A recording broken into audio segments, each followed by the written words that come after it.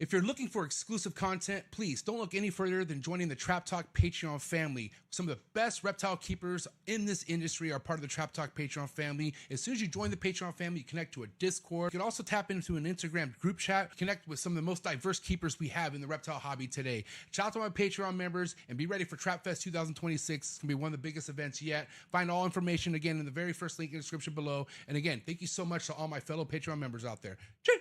T-minus 30 seconds.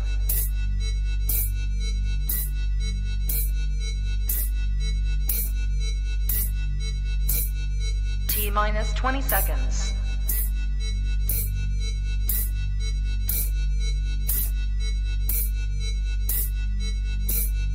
10, 9, 8, 7, 6, 5, 4, 3, 2, 1. 0.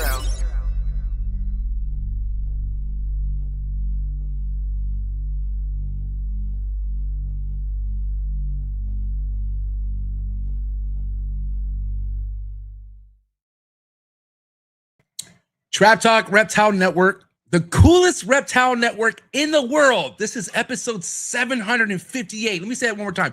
758. New breeder on the block recap with them boys. That's right. I got my boys back in the building. Double J, Jarrett, Shane Silva, Greg Levato, Triple A's. Listen, no Big E tonight, because Big E just got done having another amazing weekend in Utah. Okay, an 8K weekend, no big deal. A man's grinding. He's consistent. But, you know, I feel like when Big E's not in the building, no better way to have an episode when he's not here than to having my mans, Jarrett, Shane, and Greg on. We've all been inspired, mentored by Big E. You know what I'm saying? And we all take this pretty seriously, but we have fun doing it, you know? So guys are in for a fucking great episode tonight. Let me tell you that. We got a lot of awesome topics, keeping it real, keeping it a buck as always. But yeah, man, I'm your boy MJ. Welcome. This is your first time listening or watching. Do me a favor, hit that like button. If you're really enjoying these, first and foremost, if you're not subscribed already, please subscribe. Let me tell you why, because every time you do subscribe, this actually puts this out to people who don't know it's happening, okay? Puts it in the algorithm. This only helps this channel grow by hitting that subscribe button. And if you hit that notification bell, select all, you'll get reminders. That's right. You'll get notifications sent to your phone. Even double check that you have that notification button hit, and you'll never get slept on when it comes to Trap Talk episode, okay? 7 days a week, all right? This is the only reptile network that gives you brand new episodes, real reptile episodes every day of the week. So much learning, so much fun happening on this network. So I want to say thank you to anyone out there who listens to any of these episodes. You can listen to all these episodes on all major audio platforms. There's Buzzsprout, there's iHeartRadio, Spotify, Apple Podcasts, any major audio platforms. You could go at it, okay? Go back to some of the beginning episodes because they're all fire. And that's a fact. Shout out to tonight's sponsor, ZooMed, #1 leading brand in the reptile industry, just shy of 50 years now. Get your next reptile product at zoomed.com. Go in the description below. Check out the latest products with ZooMed right now. My favorite being those slither scents, humidity, temperature control, all on point because of ZooMed, man. Thank you so much to the entire ZooMed team. Such a fucking awesome brand, man. Thank you so much for supporting the Trap Talk Reptile Network. It's really an honor. So again, guys, zoomed.com. Find the links in the description below. Appreciate ZooMed. Also, tonight's episode is brought to you by Jersey Guys Balls. Brett and John Towers killing it when it comes into the higher end of the ball python game. They're not messing around, guys. Their projects are definitely top tier. And go check it out yourself. Go on their Instagram, type in Jersey Guys Balls. Please follow them if you're not already, and also subscribe to their YouTube channel. My man Brett's putting in work. Young hitter in this game, man, and he's there doing it, doing all the work, man, with his pops. So thank you so much, Brett and John over at Jersey Guys Balls. Also, tonight's episode is brought to you by the one and only Morph Market and Morph Market Shipping. Guys, if you have not already, please subscribe to the Morph Market YouTube channel. I put out a vlog there every Friday. Okay. And most importantly, make sure you get your next reptile at morphmarket.com. You can also ship directly from their website, save tons of money by using Morph Market shipping. I myself have saved thousands. Okay. And I'm not alone. That's right. As a whole, this hobby has saved over $3 million, just shy of 4 million last time I heard. That is a lot of money. Okay, guys. 2026, who doesn't want to save some coin? And Morph Market's helping with all that. So thank you, Darian, Zach, Brittany, Tracy, the entire Morph Market squad. They do a lot of work over there. and it's freaking an honor to be a part of that team. So thank you so much, Morph Market and Morph Market Shipping. Another honor is it to have KINOVA Reptiles sponsor the Trap Talk Reptile Network, the leading brand in the ball python game, 100%. Who doesn't inspire as much as Justin Kabelk and his team? Thank you so much, Justin, for all the amazing work, your dedication, your passion, and just literally putting us on, man. I'm telling you right now, his vlogs are just, they all hit every single time. And if you're not already, please subscribe to KINOVA on YouTube. And of course, you should be following him on Instagram, man, especially if you want to be tapped in, if you want to stay excited about the ball python game. KINOVA, that's where you need to be following for sure. Thank you so much, Justin Kabelka and the entire KINOVA team. And of course, thank you so much to Clutch, the #1 ball python organization app in the game. Mark my words, I will be saying more than ball python organization app in the near future. And I'm so excited for that to come. But for now, ball python people, stay organized, stay cutting edge, stay fresh, man. Clutch helps you with all that. Go to Clutch website in description below. Try it out free for 30 days. And let me know how you like it, please. All right. Some of the best, heaviest hitters are using Clutch because they're organized and they know what's up, man. There's also a new feature on Clutch that shows you whose people's clutches are about to hatch, what's about to be in the clutch, all sorts of stuff to stay ahead of the game, man. So again, thank you so much, Clutch and the entire Clutch team, for everything that you do. It's very exciting to hear what the future holds. And then can't forget my favorite European ball python couple in Prague, who are just literally laying it down with these high-end ball python projects. Some of my favorite genes these guys are all working with. And please go tap in with them right now on Instagram, Prague Morphs. Go to their website, pragmorphs.com, and also please go to their YouTube channel and check them out on YouTube. Prague Morphs, thank you so much, Devin and Teresa. And we need to get that Trap Talk episode booked because I need them back on. It's been a long time, and I know there's updates that they need to share with all of us. So coming soon. Thank you so much, Prague Morphs. And then last but not least, shout out to Focus Cube Habitats, #1 PVC enclosures in the game. Everything you see behind me are PVC 3x2x2 enclosures designed by the one and only Stephen and Ashley over at Focus Cube. You could also go to their website, focuscube.com, select from 30 different style of enclosures on their website, and go at it, man. They tell you right now, their work is unmatched. Nobody does work like Focus Cube Habitats, and that's a fact, okay? And just so you know, if you're like, oh, MJ, what's up with your light that's out? It's not out. I got a female that's nesting, okay? And I don't think light should be on when a female's about to lay a clutch. You feel me? Usually the lights are staying off. So that's what's going with that. Give Mimi, fingers crossed. Hopefully she lays a really good clutch. So yeah, and that's what that. Shout out to Focus Cube Habitats. You guys are the best. A little shameless plug, man. Trap Fest is around the corner. Holy crap, dude. Just a little over a month away from throwing my yearly event I do for all my Patreon members. The guest list this year is super. Oh my God, we're going to have a blast. All right. I have a whole itinerary for that week. And if you want to join us, please go to the Trap Patreon link in the description below. Join the Trap Talk Patreon family today. All right. Shout out to Zach, one of my latest Patreon members who just joined today. But in the Patreon, guys, there's so many things to look forward to. Early access to so many things like Vin Russo's new podcast. Woo, that's coming out soon. But yeah, all the details for Trap Fest is in the Patreon. So I want to say thank you to all my Patreon members out there, even my past Patreon members. I mean, I've had people support my Patreon for over 6 years now, and it's a fucking honor, dude. Oh my God, to have that many people wanting to support what I'm doing, which goes a lot more than just supporting me, man. It supports my family. It supports my children, dude. So I hope you guys understand how much I really appreciate all my Patreon members, man. I really, really do. So thank you so much to all my trappers. You're amazing. I got to say, who's here in the chats tonight? I got to say, give love to my homies in the chats. Amanda, my homegirl, trapper in the building. PJ's Creations. Tap in with her, please. My homie Chris from 319 Reptiles in the building. Another trapper. Thank you so much for being here. Opus Pythons from the UK. What's up, player? Tough Art Pythons in the building, who just actually tapped in with Emilio from what I saw. So shout out to you for tapping in with the big E. Hey, how tall is he? He's pretty tall, isn't he? Oh, I bet. Noriega, my homie Noriega Pythons in the building. Another trapper in the building. Red Cloud Reptiles. He probably has some of the most freshest hats in the game right now. A little salty I don't have one, but it's all good. I'm not here to beg. But I'll tell you right now, his hats are fire. Shout out to Seven Kingdom Dragons, another V-Unit member in the building. What is up, player? My homie JD, Meteoric Serpents. Dude, if you're dabbling in colubrids and you're not subscribed to this dude's podcast, you're sleeping. I'm telling you right now, wake up. Go fuck with my man JD. He's good people, Joey D, and he has an awesome podcast. He's really about the game. And couldn't say anything better than JD, man. It's really, really good people. Thank you for being here, JD. And the homie I got a real cowboy who's a trapper, dude. I swear to God, this dude held coil pythons, literally is a cowboy, and he fucks with the trap tough. And that means a lot to me, dude. I have a like legit cowboy. I'm not just saying a cowboy from tech. No, dude, this dude's a cowboy. Legit. All right. Super hard. Thank you for being here, bro. Appreciate it. Lowe's Exotics in the building. What is up? Know me, Matt, KMB Reptiles in the building. What is up? Thanks for being here. The MORPHs, or is it VA MORPHs? Either way, thanks for being here. Steven, my man Steven. I can't say enough sweet things about Steven. This is my dog right here, all right? Also, check out his podcast. You know, not too many podcasts can come out nowadays that aren't lame. He's killing it. And he's definitely somebody where anytime he drops anything on his YouTube channel, I'm all over it, all right? So please go check it out yourself, Leviathan Snakes on YouTube, and go check out the heat that he's put out so far with Bob and Will. Really, really good content, man. It helps you out a lot. So thank you so much, Steven, for being here.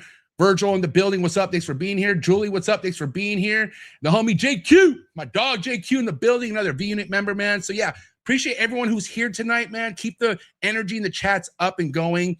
I would like to entertain any questions that you guys have at the end for any of us. Dude, if there's a topic or a question, please don't be shy.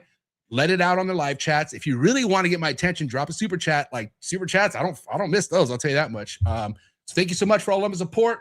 But yeah, guys, the game is on right now. All right. Double J has a little bit of an attitude. I don't know what his problem is right now, but we're going to see. All right. I don't know if somebody said something about his sunsets or something. I don't know. Let's find out. But he's a pistol. So let's see. He's going to bring the heat tonight. So hope you guys are ready. My boy Greg's ready. My boy Shane's ready. And you better be ready. So do what you got to do to get your mind right.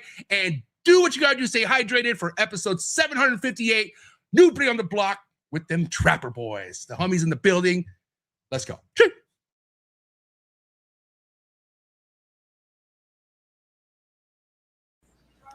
You ready for do more in the future? Trap Talk podcasts? Yes. Man. Only Trap Talk. Exclusive. Yes. Exclusive.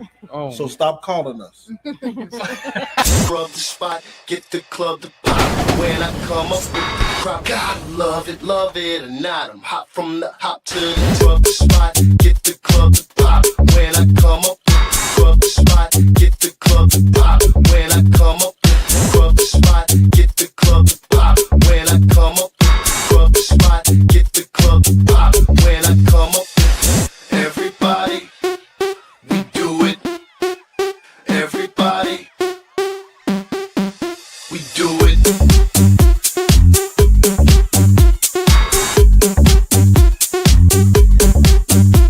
Do it. Do it.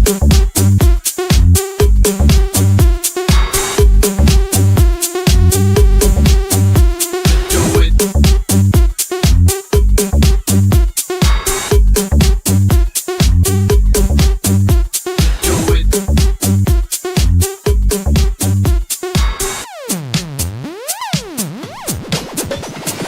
Rub the spot, get the club to pop. When I come up, rub the spot, get the club to pop. When I come up, rub the spot, get the club to pop. When I come up, rub the spot, get the club to pop. When I come up.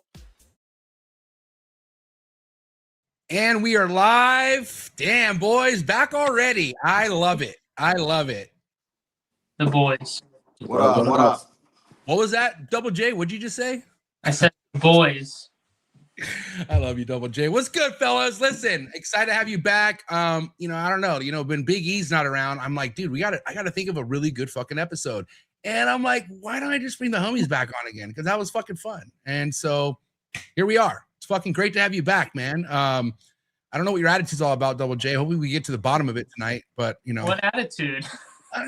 First and foremost, I don't know. Greg, am I tripping, or is there a little bit of an attitude? I mean, No, I'm You know what, chilling. dude? Listen, I think secretly there's always a little bit of attitude with Double J. You know? something, dude. He stays on the defense, bro. We might have gave him that complex though. I think so. I Possibly. blame us. I really do. There's nobody better at gaslighting than you guys. That's what we're here for. There's nobody more fun to gaslight than you. Probably. No, man. Listen, honestly, dude, I admire when there's an episode that when it's 2 hours, I could keep going. And I remember last episode, I was like, damn it, I didn't want to end it. You know what I mean? Because nothing's better than doing a podcast when it's just a bunch of fucking guys just shooting the shit, but keeping it real on certain facts. You know what I mean? And there's not enough of that going in the ball python game, as you guys know. You know, I think one thing that brings us all together is, especially Big E, is like there's no faking it. Like we, For sure. you know, we say shit how it is, no matter how it may come across. You know, even Big E owns that he could be a dick, and I own that I could be the biggest asshole sometimes. Greg gets a little bit perverted sometimes, but it's no big deal. You know what I mean? It's Greg. And then Shane's fucking just looks in the mirror and loves his skin. So what are you gonna do, man? It's fucking Jesus. Shane, why do you act like you don't have some of the best skin in the game? Like, I don't know why you give me that look. Like, was it the lotion? What do you use? Is it just genetics? Now it's just like the island air going up and cocoa butter. Cocoa butter. The grass wall gives him confidence. I thought it was all the fucking I don't even know what the fuck to say right now. My bad. I can't say what I think it is. So there you go. Oh my God. All right, Double J.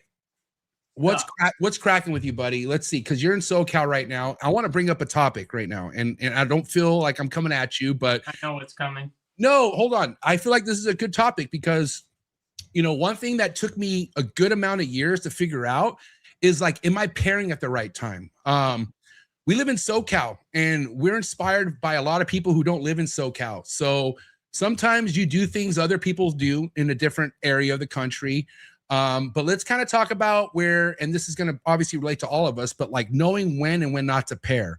What are some of the things you've learned so far? Like, what are some of, like, being in SoCal, like where are you finding out the best time it is for you to start your season? Do you feel like maybe going all year round might help you? Let's get into pairing.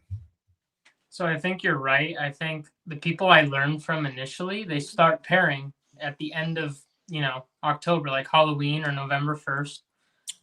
But I think you're right in the fact that you might be wasting time doing pairings that early on. Yeah.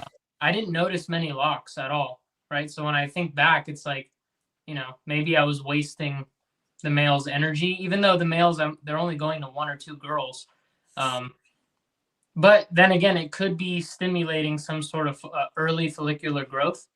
But I didn't have an ultrasound at that point to measure it that early on.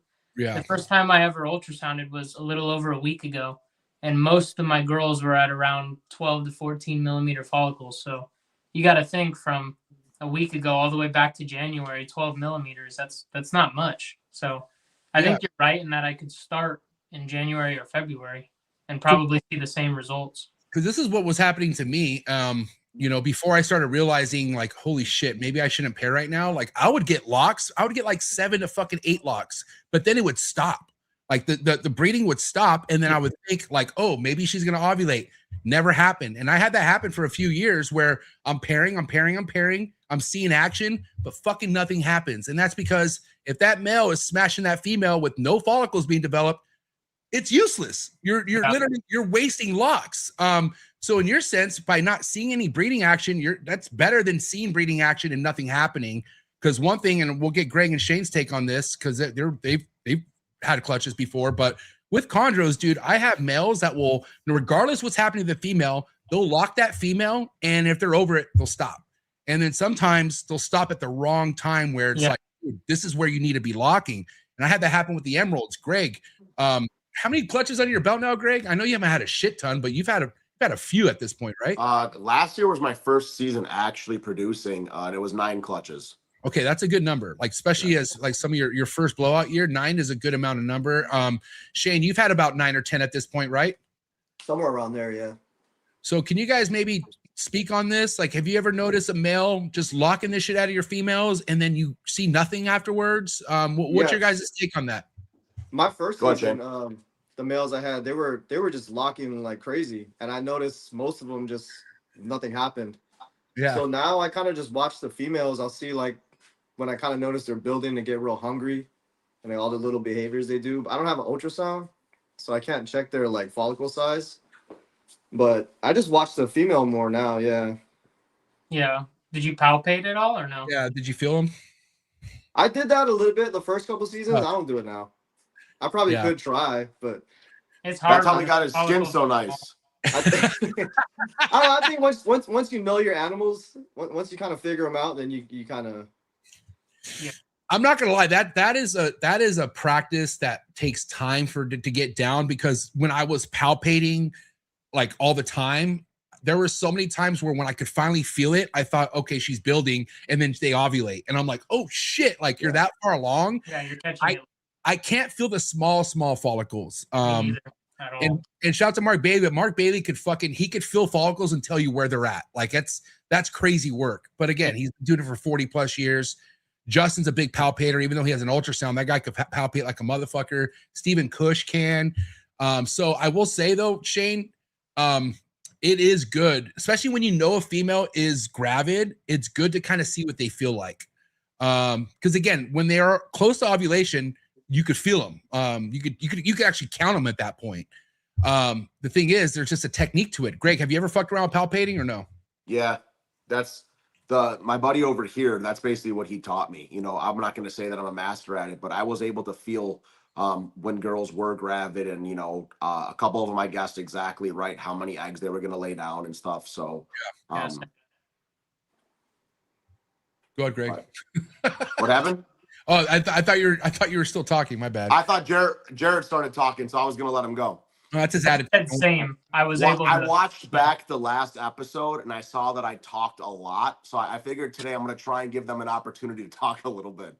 No, Greg, you're back because you talk a lot. Just keep doing it. All right. Yeah, you're great. Well, sorry, boys. No, yeah, okay. So kind of going back to pairing, you know, now you have an ultrasound now, Double J, right? So how are you utilizing the ultrasound? And if you can, for all of us, because I don't have an ultrasound, but I know it's been said on the episode on this podcast before, like when the time is to pair during what number of development, right? Do you know what that is? Like what number? Yeah, I've heard a lot of people talk about that. I never did that. I got the ultrasound just to see, you know, periodically to measure, just so I'm not relying on fingers, like palpating. I want to know, like today there's 16 millimeters or 25 millimeters or whatever. But I pair once or twice a month, and that's it. That's all I've ever done. You know, I haven't like, oh, the male needs to go in because she's at 18 millimeter. I've never thought like that. But I think that's why you have an ultrasound, because, you know, from after looking at other people who have hell of experience in this game, they have a male that do 2 locks max, and that fucking bitch is pregnant. You know what I mean? Yeah. And I think that's because they put the male in when the female's at a certain point of development. And I know there's people in the chats who use ultrasounds a lot. And guys, if you could go ahead and give us any feedback in the chats when you guys think it's a good time to pair, and then that would be ideal for you, Double J, because I know the shit that you're trying to hit. It's not easy, but you have some fucking crazy shit. And again, you don't want any locks to go to waste with the stuff that you're doing, because next thing you know, a year goes by and you got nothing. Yeah. Genuine question though. If you're putting the male in twice a month, I would think aren't you pretty likely to hit on those times when the female is, you know, it's pertinent to get the male in there? Not if the female's not building. Like if the female is at like 3 millimeter follicles or something like that, I think that's too soon from what I remember people telling me. And again, anyone in the chats who knows here we go. So 1 lock at 25 millimeters. And then 1 lock at 35. That's pretty. And this seems accurate. That's late stage. Yeah. That exactly. But then again, that's when the locks matter the most. Yeah.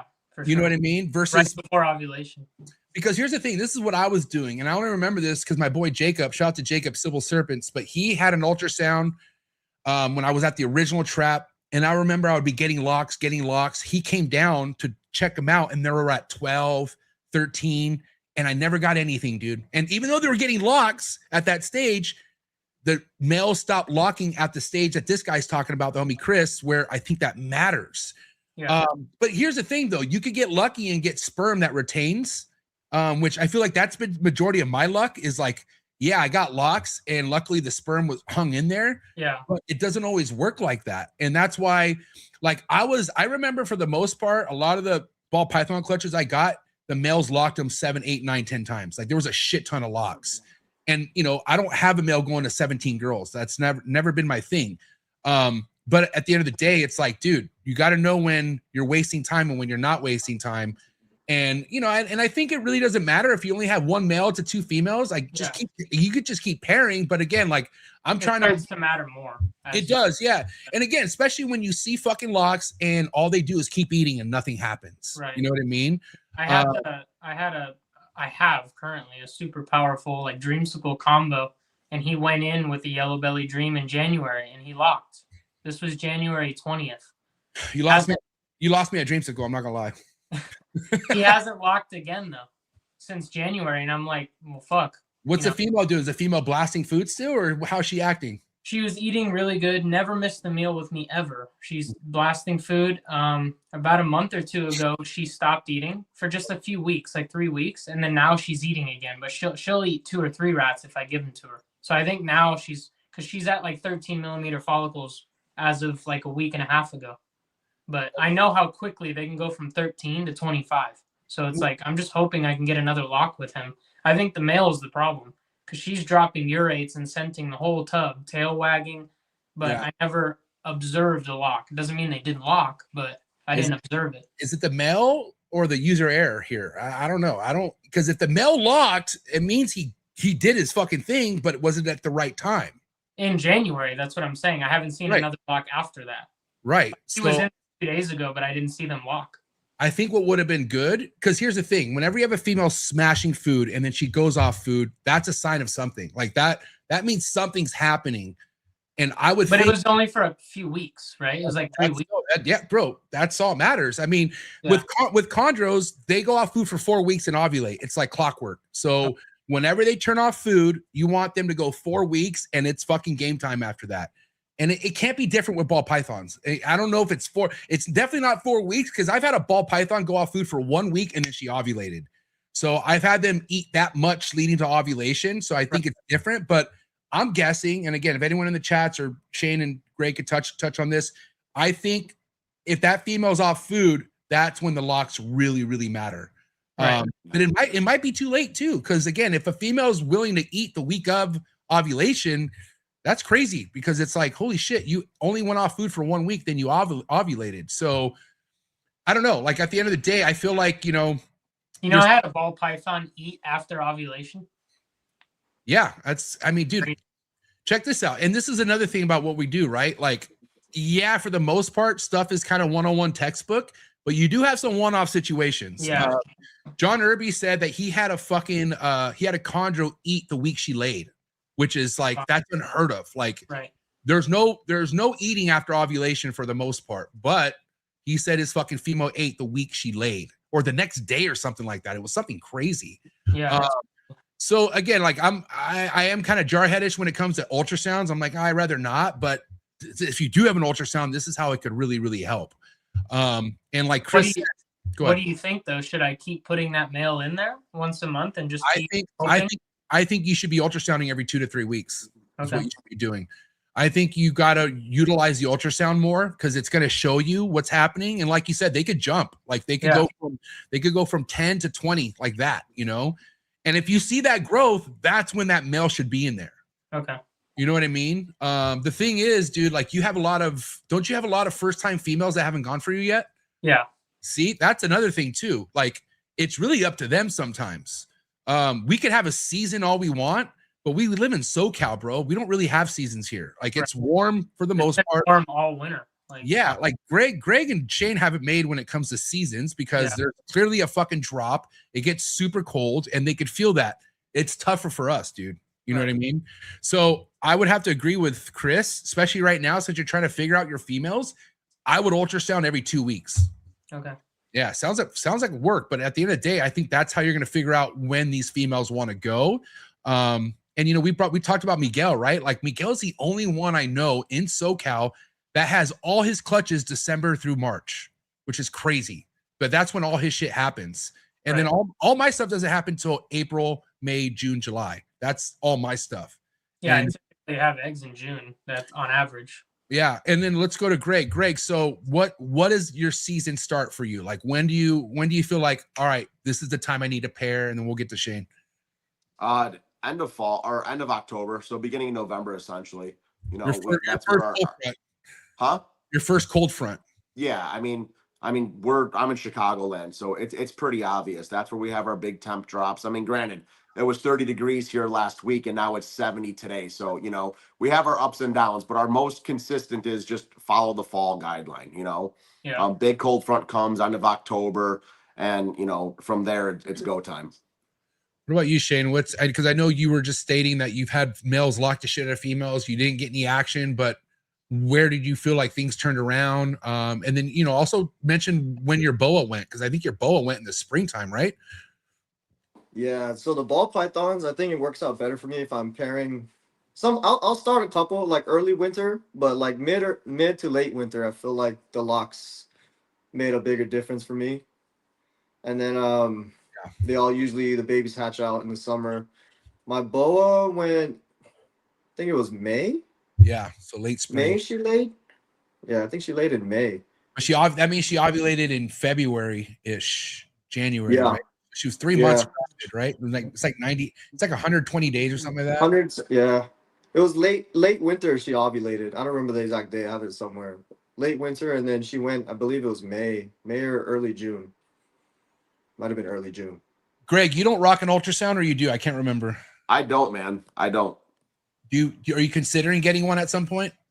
You know, I'm definitely thinking about it, just because, you know, the fact of not having too many backup males for the projects and things like that. I don't want to start, you know, wasting locks, kind of like what Jarrett was going into, but also being that, you know, you mentioned it in a podcast before with Big E. You were talking about how in the beginning you just kind of wanted to learn the snakes, learn their behavior, go off of feel, go off of watching. And that's kind of what I sold myself on when I got into this 3 years ago. Was I want to do everything the old school way in the beginning and truly get a true feel for it. And then from there, as my projects grow and I have more animals, at that point, maybe kind of, you know, go that route just to, you know, cheat code it, right? But I feel like I'm going to be more experienced with the animals if I do more of the trial and error and do it the old school way right now, you know? Yeah, you know, I will say this though too. I don't think it hurts getting an ultrasound to learn their behaviors, because that's going to teach you too. Like having an ultrasound and knowing, oh shit, she's at 30 millimeters and look how she's laying or inverted. Like, you know, I think it goes hand in hand. My thing is, I know I won't use it. Like I will get the ultrasound, probably be all happy. It'll sit there. And it will sit there because my wife's not going to fucking come in and be like, here, let me hold this snake while you know what I mean? And I don't blame her, dude. She got other things going on. So I just don't have the fucking help or someone to motivate me to be like, hey, let me ultrasound. Like Bill Stiegel only ultrasounds because you have Alex Warren. You know what I mean? I don't have an Alex Warren, dude. I have a double J who won't come down to help me. That's what I have. All right. And that's the thing too. Like, I don't have anybody out here that would really help me. Like, you guys are like my homies that are into all this, you know? I talked to one dude out here who does it, and he's super old school. He doesn't ultrasound or anything like that either. And at the end of the day, it's also like, you know, last year was my first year truly pairing, and, you know, I did 10 pairings and 9 girls went for me, you know? So it's kind of like, all right, well, it worked, right? But for my bigger projects where I'm going to try and have, you know, a male go to 4 or 5 girls, at that point, it's like, okay, you know, I don't want to be wasting locks. So maybe it's good to have for certain situations. But like you, I'm not going to be the guy. I know myself. I'm busy as hell. I'm not going to be the guy who's trying to figure out how to ultrasound by myself and do it consistently, you know? Yeah. Well, I'll tell you guys this. And I've said this so many times, like, oh, I'm going to get an ultrasound, but I have only 5 ball python pairings. They're banging ass pairings. Don't get me wrong. But if none of these fucking pairings go, I'm getting an ultrasound. Riding on it. Yeah. No. Yeah. Cause at this point I'm fucking just, all I'm doing is fooling myself at this point. Cause I don't mind freestyling it, but I want these fucking pairings to go down, especially if it's only 5 of them. Like, and to wait a whole year for this shit, like, you know, I get it. No rush in the ball python game, but if you could fucking hit shit sooner than later, you should probably do that. So, and here's the thing. If all 5 of them go, I'm going to be like, fuck that ultrasound. You know what I mean? But I don't know. Like, I want more convincing that I'm going to use that fucking thing versus putting it in the corner. Cause dude, it's like $1,500, dude. You know what I mean? Like $1,200 for mine on eBay, brand new. It's like $1,000, $1,200, something like that. Yeah. But even that, bro, with taxes comes out to $1,400 probably, right? No, I don't think I paid. I don't remember paying any taxes. California taxes, whatever. From a private seller. Maybe I did pay taxes. I don't think so though. Yeah. You paid taxes, bro. Yeah. Did you see what KMB just wrote in the chat? Let me see. He does one lock January, February, then watches the ultrasound from there. How do you see the chat? So I do one intro log January, February. Mind you, he's in the East Coast. Okay. So then he watches the ultrasound. Typically we hit a warm up in March, and I see the first girl starting to build, which that's how it works. The rest start about right now, and we are consistently warmer. So he's pairing all his shit when it's cold, and by the time it gets warm in his area, he's starting to see shit go the distance. Okay. So with us, Double J, when does our fucking winter really start? It doesn't start till the end of January, probably. Yeah. And then sometimes it only lasts like a month, and then it's right back to heat. This year, bro. And it's super temperate where you're at versus like me. It's like hot as shit or really cold. It's like, I feel like in San Diego, it's more temperate. Like, hotter. Yeah.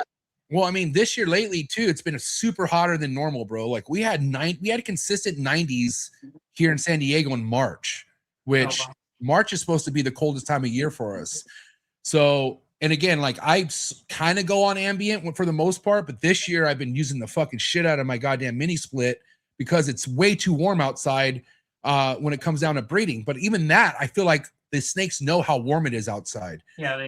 It could always throw shit off, you know. That's why, again, ambient's cool because you don't have to rely so much on heating your room so much. But then again, you're all relying on ambient. So yeah, it could get tricky sometimes. But I know SoCal, bro, like, or even California. Well, I mean, NorCal's a different beast because it gets so much colder up there. But I just feel like Southern California, depending on how it is winter-wise, it really relies on how good of a breeding season we have. So some of this shit also might not even be your males or females. It's just because of the fucking weather that we're having. You know what I mean? Right. I'm telling you right now, like what Matt says, that cold front really, really matters, dude. Like they really got to feel it. And from what I know, Matt, I'm sorry, from what I know, Jarrett, you're in your house, so you do keep temps pretty cool. They're in the low 70s all the time for the most part. Yeah, right? in the summer, I just don't let it get hotter than 75, so the AC's kicking. And then in the winter, I don't let it drop below 70. So it's typically 70, 71 with the heat running. Great. What do you keep your room at? 72. Okay. And Shane, what do you keep your room at? My ball pythons are ambient, so. Oh wow, you could get away with that in Virginia? It's a small room for all the ball pythons. Yeah, it's like a 9 by something, not very big room. So you have a space heater, or what do you use to heat it? Yeah, I got a space heater hooked up to one of those old Herbstat HPs. I don't think they make them no more. But like the OG ones?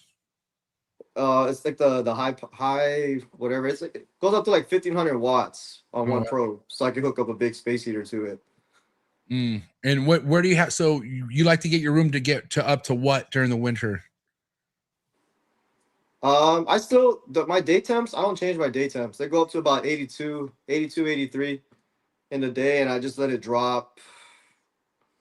In the wintertime, I think it drops down to like 75. So when a female ovulates, you're able to give that female more heat, or what do you do? I got heat masks for the females and the babies. Those are the only ones I'll give a hotspot to. Yeah. Do you notice anything with like feeding regimen and like how often they're eating, how quickly they're digesting, not having belly heat? It's just interesting how you doing. I didn't even know that. I thought you had your racks had heat panels. No, yeah, that whole room's ambient except for a few tubs. But no, I don't have any issues with them digesting slow or anything. They're always ready to eat most of the time. So I mean, it's working for me. It's been set up like that for a couple years now. Why did you decide to go that route instead of the belly heat? I just don't really like heat tape at all. Amen, brother. Like, I don't blame you on that one. So all my enclosures, they all have heat panels, and they don't run a whole lot either. But yeah, I try to minimize the heat tape. Here's what heat's good. I'm sorry, I didn't mean to cut you off, Great, but here's what heat's good for. Heat's obviously good for like growth, like it helps babies grow quicker because they digest their food quicker. But mainly for the females when they go the distance, you know what I mean? They definitely, that's when they need that higher 80 stuff. Other than that, bro, ball pythons do just fine in low 80s, like just fine. Like the whole like 90 degrees, 24/7. No, how about not? Like that's fucking super, super risky, especially when you live in a warm area. Dude, they don't need 90 all the fucking time. Okay. Right. They really don't. My males, bro, which are all my bottom rack, I even have males in another grow up rack with no heat. They're just solely off the ambient in my room. And they do fucking great, dude. Right. And mainly because, dude, I hate heat, man. Like I get it. Reptiles like it, but I'm just trying to avoid a fucking fire or some shit. Like that's what scares the shit out of me and it scares the shit out of all of us. You walk in and there's a fire. You know what I mean? Who wants that? And so again, I don't know, to each their own. I just, you got people like Justin who does shit exactly how I just mentioned. I don't like to do it. And he's very successful, but Justin's operation is a professional operation. You know what I mean? He has employees that are there all the time. I don't have employees. I can't be in here, even though I feel like I'm in here all the time. I'm not in here all the time, Yeah, for sure. So, but again, like there's, a million ways to skin a cat, like that saying. But I do know when it comes to breeding, that heat does matter. It does matter for sure. I like to hug the heat, like the belly heat when they're nesting, like post. You know what's crazy too, Double J, is like I've seen females quite a bit lay on the cold side, which is weird. After ovulation or like I'm talking about they lay their eggs like on the colder side. Really? I've never seen not all of them, but some will choose to lay. And mind you, they find a spot in the tub that they feel comfortable at. And so another reason why I'm like, maybe this heat isn't all what it needs to be, but we're in SoCal. So I feel like I could get away with stuff like that more than the usual person. I don't know how Shane does it in Virginia, other than him having the space heater, which makes sense because he heats his whole room up to 82, you said, or what's it get up to, Shane? 82? Yeah, it's 82, 83. It doesn't stay super exact on 1 degree, but about 82, 83. And also Shane has other species though too. He has carpets, he has chondros, he has multiple stuff where I feel like that range as a whole is good for all those species that he keeps. And that's why for me, I mentioned to you the other day how I wanted to build that in the 3rd unit car for my garage. I wanted to build that room for my snakes. And I was asking about when I should be moving the females and stuff like that, is because right now everything's in my basement. I took over my entire basement, but because I have iguanas, gargoyle geckos, crested geckos, the panther chameleons, the ball pythons, the bearded dragons, etc., it's hard to just heat the room to a certain temp that's good for just one of the species, right? Yeah. So I kind of stay in that middle ground and let their heat lamps, the belly heat, the UVB and all that add the extra heat, and I'm relying on that.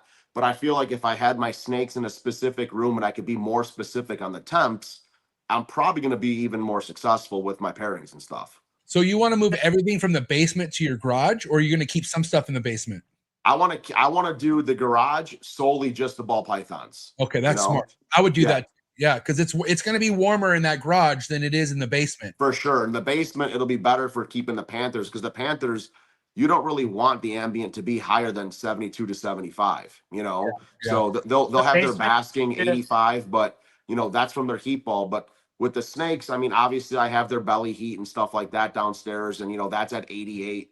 Then they have their cool side from the ambient in the room. But the garage, I'll be able to temperature control that to exactly what's going to be best for them at that point of time, where I can't really do that because it's going to mess up all my other pairings for all the other species that I'm doing, Now, if you had ball pythons, the basement would be easier to maintain consistent temps, right? Because it's so insulated. Like it's my garage is pretty insulated. My garage is pretty insulated. It's already heated. Like I'm sweating in here right now. I had to change before it started because right now my garage is 78 degrees, But what I'm gonna do is I'm gonna build a wall. I'm gonna insulate that wall to separate the 3rd unit that's gonna be solely just for the snakes. Then I'm gonna put a splitter in there so summertime I can cool it to keep it in the 80s opposed to the 90 degrees that's outside over here in the summer, Right.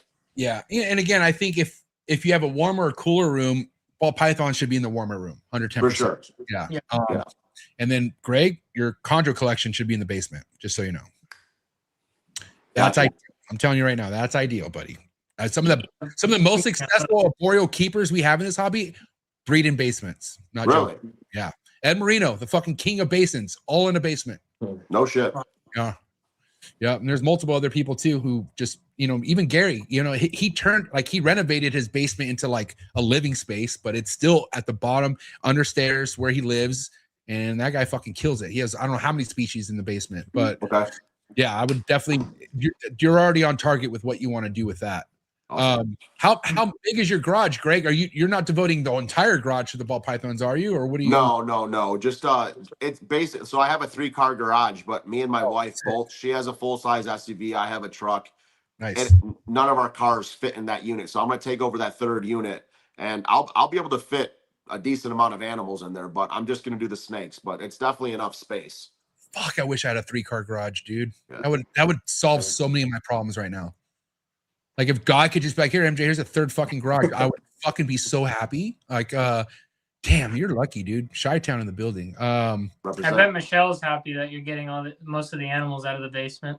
Yeah, she'll be happy for sure. She'll be happy for sure. I'm gonna do a whole different like rodent facility. Like, we have 3 acres, so I'm gonna build a whole nother thing on the end of the property just for the rodents, and you know that's gonna be obviously heated and cooled and all that as well. But this way, I don't have to do anything in the house. She's definitely happy about that. You know, and like the chameleons don't really bother her, you know, but she's afraid of snakes. So she literally like won't go into the basement, and all my daughter's stuff is down there. Michelle will not step foot down there. Not that, dude, I saw this before. Like, she's a rider. She supports everything fully. Right. She just has a fear of snakes. So she won't go in the basement, you know? I didn't know it was that severe. I didn't know she wouldn't go down there. Dude, she won't step down there. Like, legit won't step down there. Yeah. Well, that's why you got to show her chondro, and she'd be like, okay, this is sexy. You just start showing her ugly things. That's all. No disrespect. Lily, like, here's the thing. I convinced Lily to like the snakes, but she has a fear of getting bit. She will not get, that's why I can't get help, because she'll fucking look at them all day. Like, oh, cool. Like, congrats. But if I'm like, hey, will you hold this? She'd be like, no, I'm good. Not a chance. I'm not going to hold it. Cause her biggest thing is she's like, I'm never going to get bit. And that's her, like, I guess she thinks she's cool because of that, but whatever. You know what? I never even asked Michelle if that's her fear. Probably is. She just says, nope, get it away from me. But like, my daughters will hold the chameleons by her, the crested geckos, the gargoyle geckos. And she's not going to hold it, but she'll just be like, oh, like, that's cool. And she'll walk away. The snakes, like, she'll literally go to the opposite side of the room, you know? Your girls look pretty fearless, Greg. Like, dude, all 3 of them look like they don't fuck around. Like, they're down. You know what I mean? All 3 of them literally will help me with anything, from cleaning to feeding. My 3-year-old will be like, can I kiss the snake? I'm like, no, don't do that. But then she'll do it, you know? Like, yeah. But yeah, they're fearless, man. They love it, you know? And I think that's one of the reasons why Michelle's super supportive, is because she sees them interacting with me and doing it with me. And it's like, what can you really say at that point, you know? Yeah. And I don't have to ask Shane. His fucking son loves the snakes, dude. Fucking zero fear with that kid. Well, okay, so there's some stories about Fatso, which Fatso's in the building right now. He's going ballistic in the chats. Like, is he? I don't know how to see the chats. He's going ape shit. Here, it's Fatso. Ha ha ha ha. It's me. He's hilarious, dude. But how many times have like Fatso, like, you asked him, did you get bit? And he lied about it. He's like, no, I didn't get bit, or something like that, right? Dude. Wasn't that? Yeah. So it was. It's an adult boa. I've never even been bit by this snake before. It was an adult boa. He had him out, and I trust him. He does his thing. He's been handling for a while. Yeah, no, he's good. I go in the bathroom. I just see like crumbled up pieces of toilet paper like behind the trash can, covered in blood. Bro, no, bite from an adult boa is joke. Any normal kid's gonna scream and fucking get all this attention. Not Fatso. He's gonna be like, I can't tell my dad. There's no way. I'm like, what happened? He has like a bite mark on his shoulder, on his leg. He was getting tore up. I was like, why didn't you tell me? He was like, I didn't want you to take him away. That's awesome. That makes sense, because he's gonna be worried he wasn't gonna be able to play with them anymore because he's getting tagged. Yeah. So damn. And then that'd be enough to not want to play with him anymore, but he just doesn't give a fuck. That goes to show you, snake bites won't kill you, dude. You know, you're not gonna die. You know? Yeah, they're scarier than they'll hurt, you know. Yeah. They look a lot worse than they are, yeah. And that, you know, here's the thing too, man. Like, we sugarcoat ball python bites a lot, but an adult ball python could fuck you up. Like, if you get bit perfectly by them and you like pull your hand away or something, I'm not gonna say stitches. I don't think there's ever been a case of ball python, but like I've seen some pretty good lacerations. Like, holy shit, that one looks like it's gonna stick there for a bit. Yeah. So you know, again, like, but I still like. Can we kind of talk about this real quick? Like, I don't think there's any best first time pet than a ball python, no matter what. Yeah, probably. There goes Greg getting all sideways on us. Greg, Yeah, what the hell? I don't know why that happened. Did you get a text message? I think it know. It's happens on about Do Not 50 minutes Disturb. in. Oh, great. 50 minutes in, this fool's going sideways on us. All right, I'm leaving. I'm All coming right, back. come back. No, but you know, I feel like that's kind of why I'm always gonna have ball pythons, because like, what better gateway, like what better introductory into the reptile game is there with snakes than ball pythons? Yeah, with I agree. snakes. Sure. Overall, reptiles still they're up there, but when I think of like overall, I think of like leopard geckos and stuff like that too. Well, cresties are cool. You know, I think cresties are pretty durable. You know, I had my group. One bit me pretty good. They do jump, yeah. And then you have some that will fucking bite you, but it's not like a bite where you're like, oh no, I gotta go to the hospital. You know what I mean? So I feel like anything like having any species like that is the best way to retain customers, like to keep them coming in, because I feel like one of the people overlook all the time is getting new customers who aren't in the game yet. Like the problem with ball pythons breeders, when they get success, is they look for other ball python breeders to sell to, which isn't bad, but that's not easy to do in 2026. A lot of them already want to buy through certain people. When you're newer, it's not that easy to sell to a ball python breeder. Like it's a little bit more, you know that, Double J, like you had to figure that shit out. You know what I mean? But when you have people who are just on Instagram and you got like a pet level snake, dude, like always consider that side of the game. And Greg, you just got done vending not too long ago, right? Yeah, I've been vending pretty much every couple of weeks. Yeah, and how much has the chameleons contributed to you having people at your table? So what's funny is I'm selling more chameleons online, which, by the way, I got a clutch hatching right now. So anybody who needs a cam, hit me up. Yeah, hit him up. Dude, literally, like right before I came down to log in, I saw a couple of them breaking through the egg. I was like, fuck yeah. But anyways, at the actual show, though, because the shows that I'm going to, you know, it's a local show. It's a couple blocks from my house, and it's every 2 weeks, which is awesome. They bring in a few thousand people every single week or every other weekend. So there's good traffic, but a lot of the people, you know, it's families coming with their kids. So they're not looking to come spend $1,000 on a pet or, you know, $600 on a panther chameleon, right? But they might spend $200 on a ball python. So the panthers, I've sold a handful of them at the shows, but what it's really doing is I'll bring 4 or 5 of them on my table, and it brings people to my table because nobody else is selling them, right? And then from there, it strikes conversation with the families. We start talking about, you know, the husbandry, the upkeep, that everything goes into a panther. And it's usually a little bit too much for a first-time pet. But then we go into the ball pythons, and they realize how much easier it is and how less maintenance there is and so on and so forth. And it typically leads to an easy sale, you know?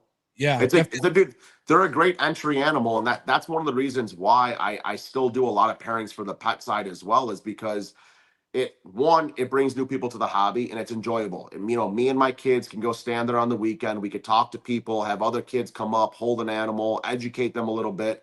And then on top of that, it's just easier just to roll that money into upgrading other animals. You know, like any of the money that we make at the shows, we don't go and spend it on stupid shit. It goes right back to the hobby, you know? That's such an important luxury to have. Like, you know, a somewhat regular show that's really close by. Where you can produce pet level stuff, like you're saying, and offload them and like find good homes for them. And that's the thing. It's not that crazy money, but I mean, like the slowest show we had, it was $800. Everything else was $1,500, $1,750. Like, it's worth doing. You know, you're there all day, but you're making decent money doing it. It's money that can go right back to the hobby. And again, it's an experience for my kids that they get to learn the business side. They get comfortable talking to customers and talking to other kids about the animals. And live selling is a whole different than interacting with somebody in a MORPHMARKET DM, you know? Yeah, we talk about as a whole how difficult ball python sales are. And I think it depends what fucking ball python you're selling. And look at Big E's formula. Okay. Big E had another 8K weekend in Salt Lake City, fucking Utah, and he's not selling high-end shit. You know, he's selling fucking $300-400 average snakes like hotcakes, dude. And they're beautiful snakes. It's not that difficult to figure out. You know what I mean? the thing is, you got to know what you could sell without having to fucking stress about it. And then on top of that, have stuff that's for the higher end side of things. 100%. Big E has been building blocks for I don't know how long now. Like, you know what I mean? And again, it's the long game. That's one thing I love about Emilio. His mind is so far down the road. It's not 2026 right now. He's thinking about 2030, but his vending is in 2026, which is crucial. I think that's one of the most respectable things about him as far as like from the business standpoint, you know? Yeah. Obviously, we've talked about him, you know, last episode, like what we think about him as a person. But from a business standpoint, I think his patience and his ability to look into the future is one of the most respectable things about him, because most people don't do that, you know? Yeah. Dude, I helped him at Pomona. What I found interesting was he didn't have to do a lot of talking at all. Like he's not the kind of salesperson that's like, let me tell you everything about this animal. He kind of just hands it to them and then addresses questions, but he's like really calm, right? Yeah.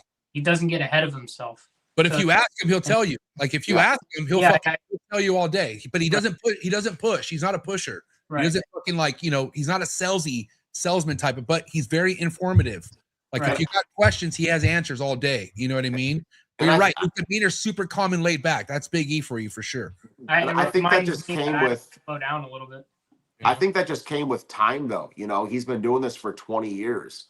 You know, eventually you realize, like, you know, you might need to push somebody a little bit into a big investment animal, right? You need to talk the future and the possibilities and, you know, things like that. But when you're selling a $200, $300 snake, it's usually as a pet, right? Yeah. So at that point, you don't want to be pushy. It's about getting the person to feel comfortable and getting them to understand, you know, not to be fearful of the animal. And then if they have questions, then you educate them. But if you just start educating them off the bat, like it just sounds like you're a used car salesman trying to hustle them to buy their kid a $300 banana pie, whatever, right? Or you're going to overwhelm them with information when they don't need all that information. They're buying on maybe an impulse, you know? Yeah. Yeah, they're going to put it in a fish tank anyway. with 3 different color bulbs. Yeah. Yeah. Do you think your space constraints have influence as to how you get into the hobby? It did for me. Like I have really limited space, so I wanted to go the highest end I possibly could to reduce numbers and, you know, exponential growth. That's also how you're brought in, though, Jay. Like you kind of were influenced by the higher end stuff. Yeah. So, and the thing is, like Emilio's 20 years deep, so his experience and his way of in this game is a lot different than all of us on the screen. Sure. I mean, all of us are under 10 years in this game. When Emilio's 20 plus deep, you know what I mean?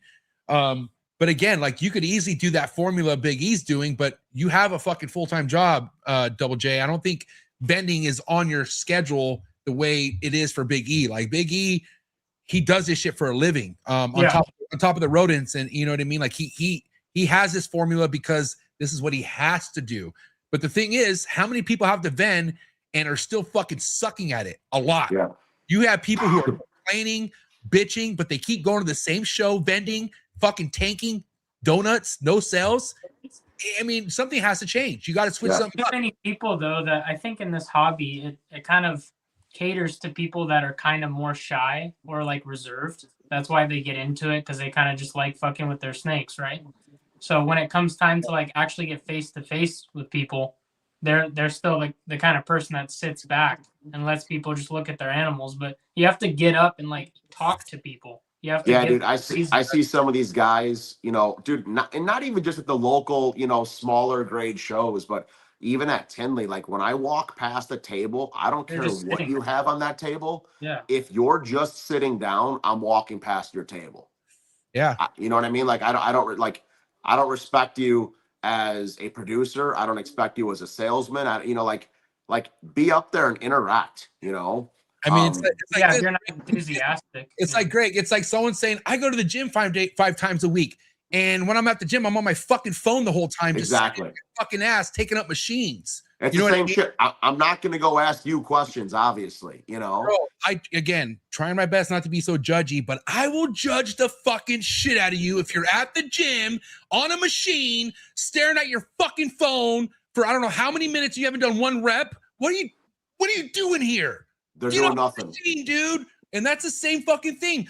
No wonder you're not selling at a show. You're sitting down. Yeah. Yeah. If I have to say hi to you at your table, it's kind of like, all right, well. Yeah, what the fuck? Yeah, we're done here. Michael, huh? Well, see you later. Yeah. We don't want to compare it to car sales, but if you're looking for a dope, let's say you're shopping for a Corvette, who do you want to do a deal with? Some like an enthusiastic person that knows what they're selling, the product, and can tell you about it, or some dude just sitting there going, "Hey, you need help? Okay, yeah, you're good. Never mind." Exactly. Like, I think that's one of the reasons why I've been doing decent at these shows this last year, is because it's a lot of old timers, and it's like me and two other guys who are actually on our feet the entire time interacting with all the people. And I get it, like it could get annoying, right? You could have a bunch of people that, you know, just think it's a petting zoo and they want to come and they want to hold an animal and whatever. But dude, I roll with the punches. I'll take the animal out. I'll let them hold the animal because great. Time out. Are you rolling up your sleeves though too? Because if you're rolling up your sleeves like you are, I would buy a lot of stuff off of you. Okay, so can we keep it a real here? I'm usually just wearing a bow tie. Okay, right? But like, hey, relax. Okay, fuck, dude. But I'll be that guy where a lot of these old guys are kind of sick of it, right? Like, oh, this person's never gonna buy an animal. But I'll let their kid hold the animal, even if they're standing there for 15 minutes and they're holding different animals. What happens is people see that an animal is out, right? Yeah. So what happens is more people come to the table and it brings more conversation. And even if that person doesn't buy an animal, usually the 5 people that walked up that were holding it, someone else buys it. You know, and even my wife was giving me shit this last show. She dropped the girls off and she stayed for a little bit and, you know, she watched from the distance, you know, but she's like, Greg, like, why are you letting all these people like hold the animal, you know? And I was like, don't worry about it. Don't worry about it. Dude, this little girl sat there literally for 30 minutes. She would like, her dad wanted to buy it to her. And, you know, he's like, listen, it's her mom. It's her mom. I got to talk to her mom. So he's taking pictures, sending it to the mom, whatever. They didn't buy that day. And, you know, Michelle was kind of like, see, like you wasted that time. And now like other people could have looked at that animal, whatever. He hit me up literally yesterday. He was like, hey, bro, is that snake still available? And it was a pastel DG clown, you know? I was like, okay, yeah. And he's, you know, he gave me $450 for it. So it's like, you know, like you have to be open to interact with these people and you have to have those conversations. And you can't be the guy who's just sitting on your ass just hoping the sales come to you. It's never going to work, you know? I'll tell you what, even though I event only once a year, it's solely because conversations that are there first and foremost. I love talking to people who watch this show. That I get so much of that more than anything. And yeah, making a sell makes me happy, don't get me wrong, but what really fucking gives me something in my heart, dude, my little tiny heart of mine, is when fucking a girl or a boy is just sitting there amazed. Let me tell you a story, okay? Last Pomona, there was a girl who just kept coming by. She was very shy. And I could tell she wanted to hold one of the retics I had. So maybe this was a couple years ago. And she was asking if it was okay. And I'm like, yeah, it's okay. And like you said, Greg, she sat there for like 30 minutes with this snake. And I told her, I was like, go ahead, dude. And like, she had no parents with her. I knew she had no money. But there was something about the way she was looking at it. And she just couldn't fucking believe it. And then she told me how much, like, dude, thank you so much. And she told me she was an orphan and that, like, she gave me a story that I was like, God damn, dude, like this girl must have a rough fucking life. Like she probably has to go home to something I can't imagine. So just holding that snake probably meant so much to her. Okay. Sure. And like, dude, that's honestly, bro, that is priceless to me. Like that means more than me than fucking any snake sale can ever do for me, dude. Because the kids are everything, bro. Like that's what we have to rely on in this hobby is the fucking kids, bro. I was just gonna say, like, from the emotional side of it, like you said, priceless, right? But at the end of the day, how important is that? Because that's the future of the hobby. Yeah. She might not have bought a snake that day, and remember you. Might not the next year, but 5 years later, when she's old enough to go out and purchase on her own, she might be buying snakes, and she's probably doing it in her mind, thanking you for that opportunity, you know? Yeah. And to capitalize on that, I've been going to Pomona for, I think, 8 years now. You know how many fucking kids that were 14, 8 years ago that are now 20 years old? Right. You know what I'm saying? 22, 23 years old and are probably, you know, they're eventually going to have a lifestyle where they can get a snake and they will remember you, dude. Yeah. They don't fucking forget, especially kids, man. They don't forget.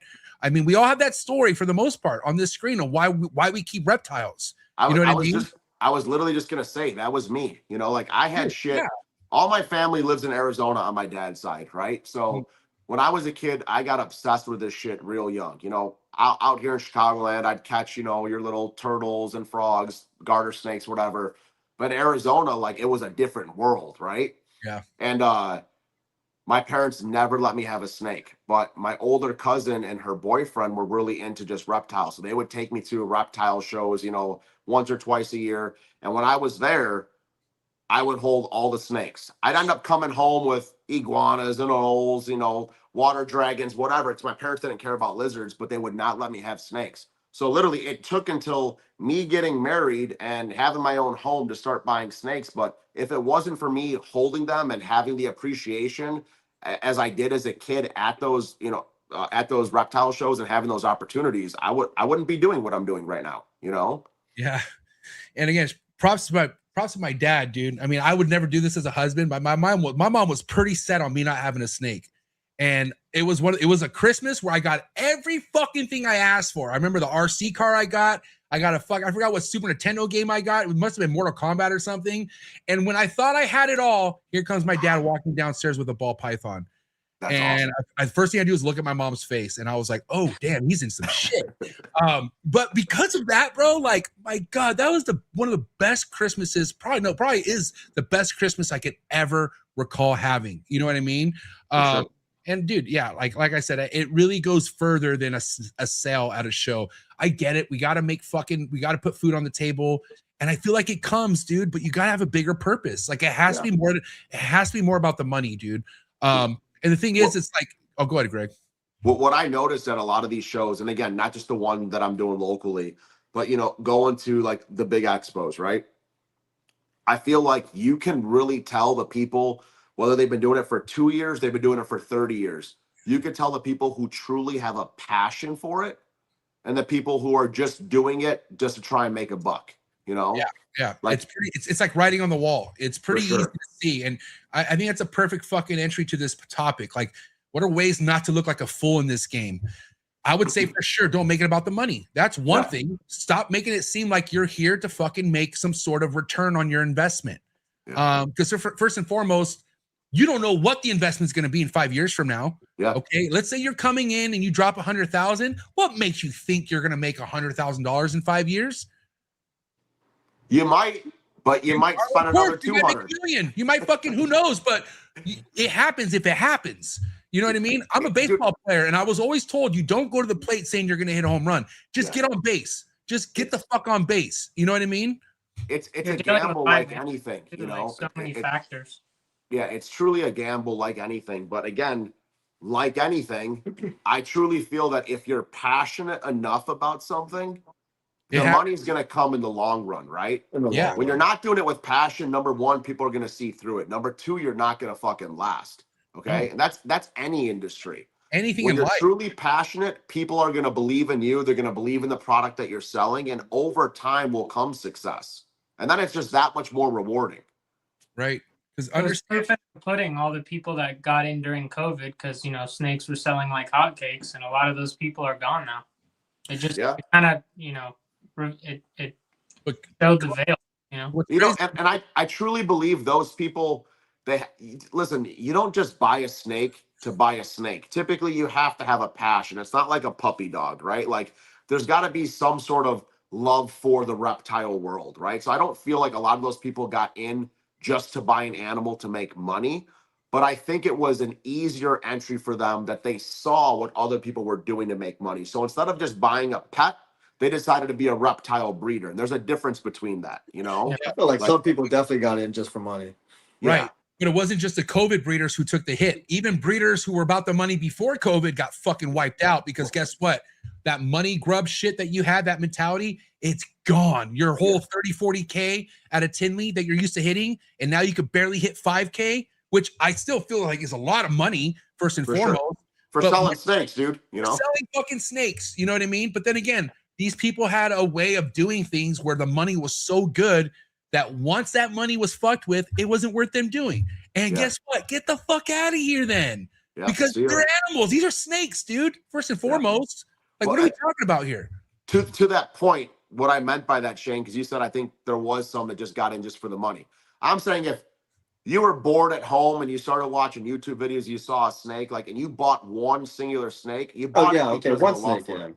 If you literally were like, I have 0 animals right now, but I'm gonna buy multiple snakes and start breeding, you didn't do that for passion. You did that solely because you looked at it as an opportunity to make money from home. Yeah. You know? It was a horrible idea because I can think of 10 way better ways I could spend $100,000 and make money. No shit. Than buying snakes.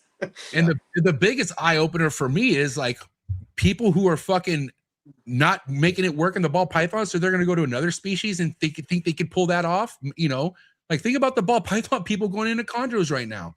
Yeah. Like, what the fuck you think you're gonna do here? I can't wait. They don't realize it's that. They don't realize it's them. It's not the snakes. It's not like it's the ball python. They don't realize it because if they realize it, they wouldn't have financial plans.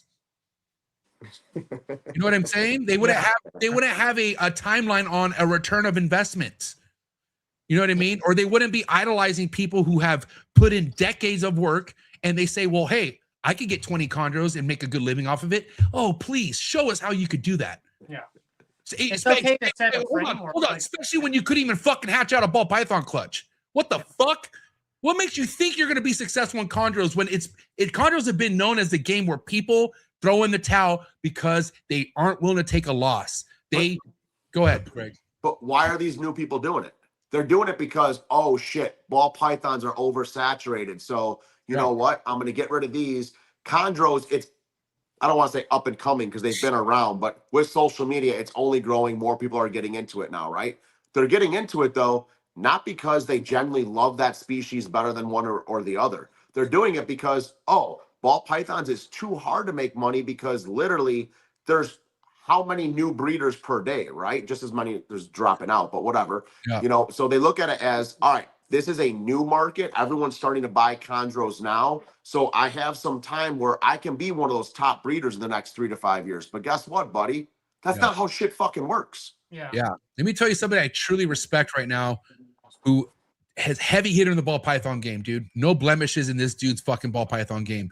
But guess what? He's in the chondro game now. Just had a couple clutches this year. Chad Walker, dude.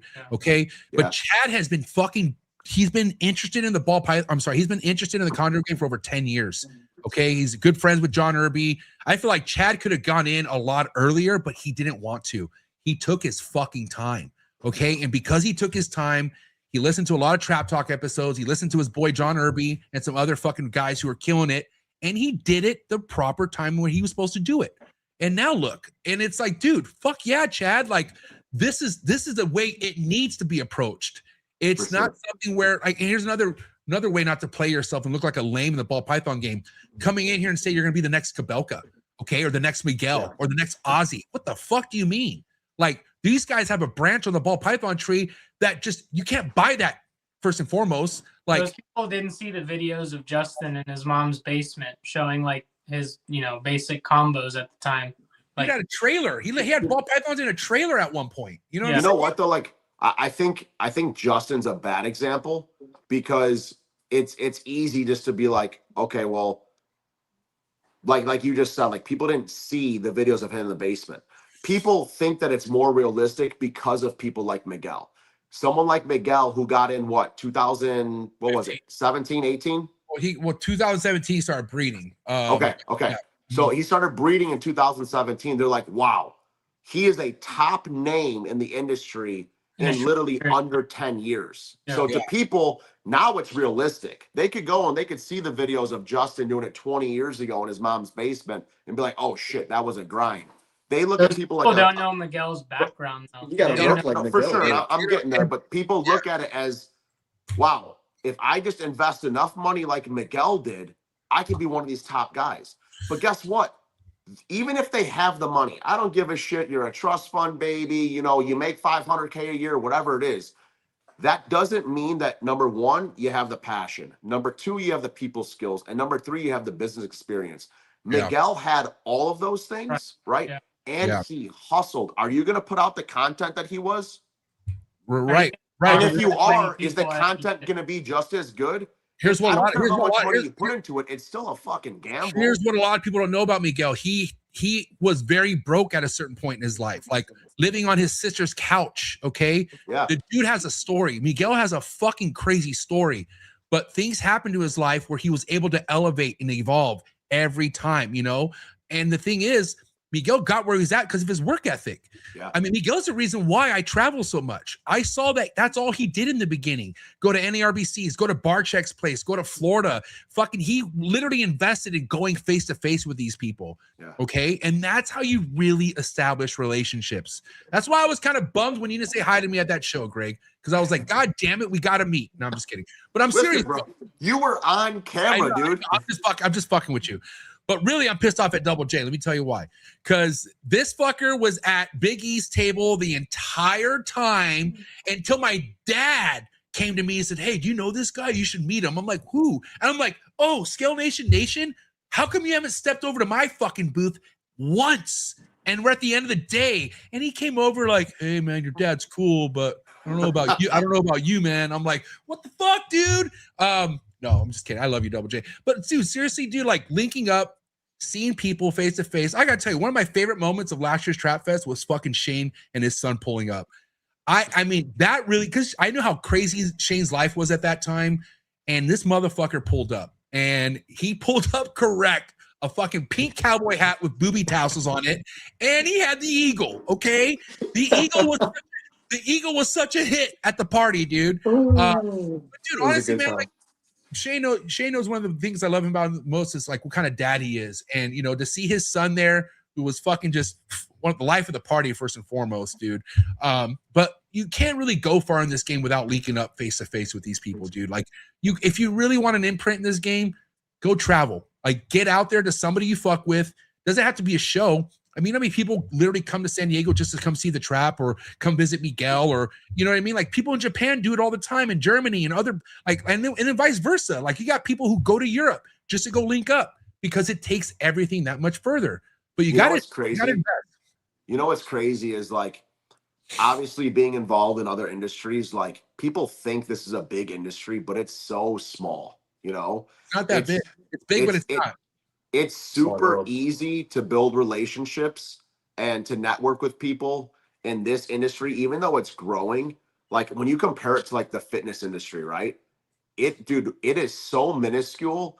And think about how quick people just start to know each other in this world. You know what I mean? Like, if you're not afraid to get out there and just talk to people and introduce people and ask questions, like, dude, I've talked to, you know, probably every one of, like, let's call it the top 10 breeders at this point, like literally by text conversation, just by reaching out and having questions. Like, everybody is down to earth. Everybody is cool as shit because we all have this common interest. But people think like, oh man, like they're like celebrities and I can't talk to these people. Like, dude, just don't be afraid to fucking take a swing. Like, have a real conversation, you know? Like, I think people respect that more than, you know, trying to stay back and like hide from everybody. And, you know, when I prove myself, then I'll have a conversation. Like, get out there and talk, get out there and learn, meet people, have fun with it, you know? But Greg, I also know like how some people see like how it's intimidating. Like at first, when you're just coming into this game, you almost want to just keep your mouth shut and not make yourself look like an idiot.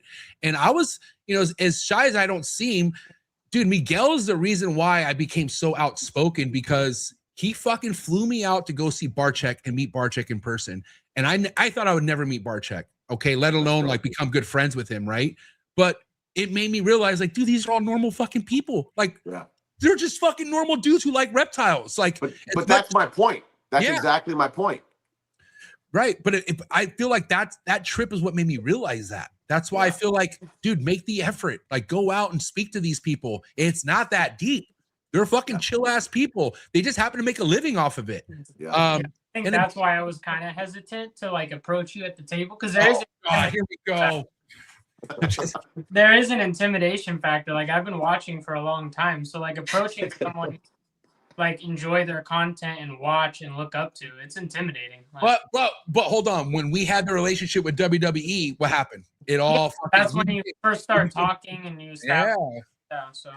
But let's be real, Double J. You became homies with my dad before you came homies with me first. Yeah, because he came over to the booth and I was like, "This guy is funny." And Emilio was like, "Do you even know do you know who he is?" I'm like, "No, who is he?" He's like, "Oh, that's Mike's dad." I'm like, "What the fuck?" My dad loves Double J. Like, he was like, "Hey, he's going to Trap Fest, right?" I'm like, "Dude, relax, dude. Fuck yeah, he is." God damn. No, man. Hey, guys, let's cut to commercial real quick, and then we'll get to more topics. So, guys, do me a favor, smash that like button. Quick word from our sponsors, and we'll be right back. Sorry for the interruption, folks, but a quick word from our sponsors. Shout out to tonight's sponsor brought to you by ZoomEd. ZoomEd is proud to be supporting the Trap Talk Reptile Network. At ZoomEd, reptiles are our passion. For over 48 years, we've been creating premium foods, supplies, and habitats for reptiles and other exotic animals. We're a company made up of hobbyists that test our products on the hundreds of animals that we care for here every single day. Whether you're an established breeder or a first-time hobbyist picking up your first ball python, ZoomEd has you covered with everything you need to keep your animals happy and healthy. I'm excited to talk about this new product with ZoomEd called the Slither Sense. It is a remote temperature and humidifying monitoring system, which we all know how important temperature and humidity is to your reptile. And for you to have remote access to your temperature and your humidity in your reptile room could really, really be a game changer for the longevity of you keeping reptiles. So guys, make sure you check out that product. Find the link in the description below. Click on it right now. Give me your feedback in the comments below. Let me know how you're liking a brand new ZoomEd product. Shout out to Focus Cube Habitats, the #1 PVC enclosure in the reptile industry. Hands down, everything you guys see behind me are 3x2x2 PVC design enclosures by Steven and Ashley over at Focus Cube Habitats. My entire room at this point, all Focus Cube Habitat enclosures, and that is for a real reason. My reptiles love them. I've had majority of these Focus Cube Habitats behind me for over 6 years now. So guys, if you're looking to expand your reptile room and get yourself some new enclosures, no better place to visit than Focus Cube Habitat. You head over to focuscubehabitats.com and see how many different design enclosures you could choose from. And you can also follow them on Instagram and stay updated with all current new enclosures on their YouTube channel. So thank you so much, Steven and Ashley over at Focus Cube Habitats. And I think I got new enclosures in the driveway, so I gotta go. Shout out to Focus Cube Habitats, you are the best. Shout out to tonight's sponsor, and that is Clutch, the #1 organization app in the ball python game today. Also, tonight's episode is brought to you by KINOVA Reptiles, the biggest world industry leading ball python company in the hobby, in the industry. So excited to announce this partnership with Clutch and KINOVA Reptiles. No name that needs an introduction. As you guys already know, if you're looking to invest with the best, KINOVA Reptiles is the way to go. And again, if you want to be organized, if you want to be ahead of the game, there's no better organization app in the ball python game than Clutch. Thank you so much to the entire Clutch team. Thank you so much, KINOVA and the entire KINOVA Reptile team. Please continue to keep doing what you're doing. Nothing but inspiration, nothing but excitement coming from KINOVA Reptiles and Clutch. And I'm excited to have more information to announce to you guys here in 2026. Thank you so much, Clutch and KINOVA Reptiles. Shout out to tonight's sponsor, and that is Jersey Guys Balls, father-son duo who are just slaying it in the ball python game. If you're into Sunset, if you're into Monsoon, if you're into Puzzle, this is the page you should be following on Instagram right now. Jersey Guys Balls are invested in some of the highest and most exciting projects in the ball python game today, such as Tornado and many other genes like Cosmos. So again, make sure you go check them out on Instagram. You can also follow them on YouTube, and definitely go give them a follow on MORPHMARKET. You can find all the links in the description below. And again, thank you so much, Brett, and thank you, John, over at Jersey Guys Balls. If you're in front of the line, cutting edge, high-end ball python projects, you don't want to miss this. Shout out to Teresa and shout out to Devin over at PRAGUE MORPHS, the heaviest hitters out of Europe currently in the ball python game. If you're into the double, triple recessives such as Puzzle, Hypo, and other amazing recessive, incomplete, dominant projects, and make sure you head over to PRAGUE MORPHS right now on Instagram. Check them out on YouTube. You can find all the links in the description below, and many more updates with RGI and PRAGUE MORPHS to come. So again, thank you so much, Devin and Teresa over at PRAGUE MORPHS. Cannot wait for many more collaborations. Shout out to tonight's sponsor, and that's the one and only MORPH Market and MORPH Market Shipping. One of the biggest exciting things about the reptile hobby over the past couple years is MORPH Market Shipping taking everything to the next level. Anything as far as reptile purchasing or selling needs can all be done on MORPH Market's website. So I highly suggest you go check it out, especially if you're in the market of purchasing your first, second, or third, or fourth reptile. You can find a bunch of legitimate breeders on MORPH Market's platforms. They stand very tall on representing the best breeders we have in the hobby. So don't look anywhere else when it comes to looking for your new reptile. Not to mention, if you're looking for aquatics or your next plant, MORPH Market's a spot for you as well. Make sure you head over to morphmarket.com. And the best thing about MORPH Market's platform, you could ship directly from their website with MORPH Market Shipping. MORPH Market Shipping has saved this hobby billions of dollars as a whole. I myself saved thousands with MORPH Market Shipping last year due to their insanely cheap rates. So definitely go take advantage of these rates on top of the amazing customer service that comes along with MORPH Market Shipping. Shout out to Darian and Zach, and shout out to the entire MORPH Market team. So proud to be a part of this team. Thank you so much for Morph Market Shipping and Morph Market, and so excited to announce new Morph Market features that are going to be hitting the reptile hobby real soon, like live sales on Morph Market. Thank you so much, Morph Market and Morph Market Shipping. All right, we're back at it. Hit that like button, and all right, let's go around the horn, guys. You know, on the topic of how not to make yourself look like a fucking fool in this game, what have been some things you guys seen from either an experienced breeder, up and coming breeder, that you're like, shouldn't do that? And don't hold back, please. Double J, we're going to start with you. All right. What are some things that are just like a very don't do for you when it comes to anything in the ball python game? What stands out? Not knowing the market, auctioning a high-end animal with no reserve, and there's literally no similar listings. It's like, why are you doing that? I mean, yeah, facts. I mean, it kind of shows not only lack of knowledge, but like, are you scared? Are you concerned? I mean, again, here's the thing. Like, I know money's a fucking big issue right now for a lot of people, but I do see some people who just rely on auction sales, like solely. And I think you got to put a little bit more work into that. Yeah, me too. I don't think the auction, like the price the animal goes for on auction, is indicative of the market value of the animal. I don't think so. I really don't. Especially the higher animal's been available for a year and it hasn't sold, that's different. But if you just hatched it out, it's eaten 6 meals, post it. Like, what's the harm in posting it for put it up for 3-4 months? Like, why are you going straight to an auction? Wasn't there a triple recessive visual that was just on auction like a week ago or 2 weeks ago? I don't want to say the dude's name. Triple recessive on auction. You did a visual? A hypo clown pied. That's the male breeding right now. Wow. Were you talking about the Xanthic DG clown? I thought it was a hypo.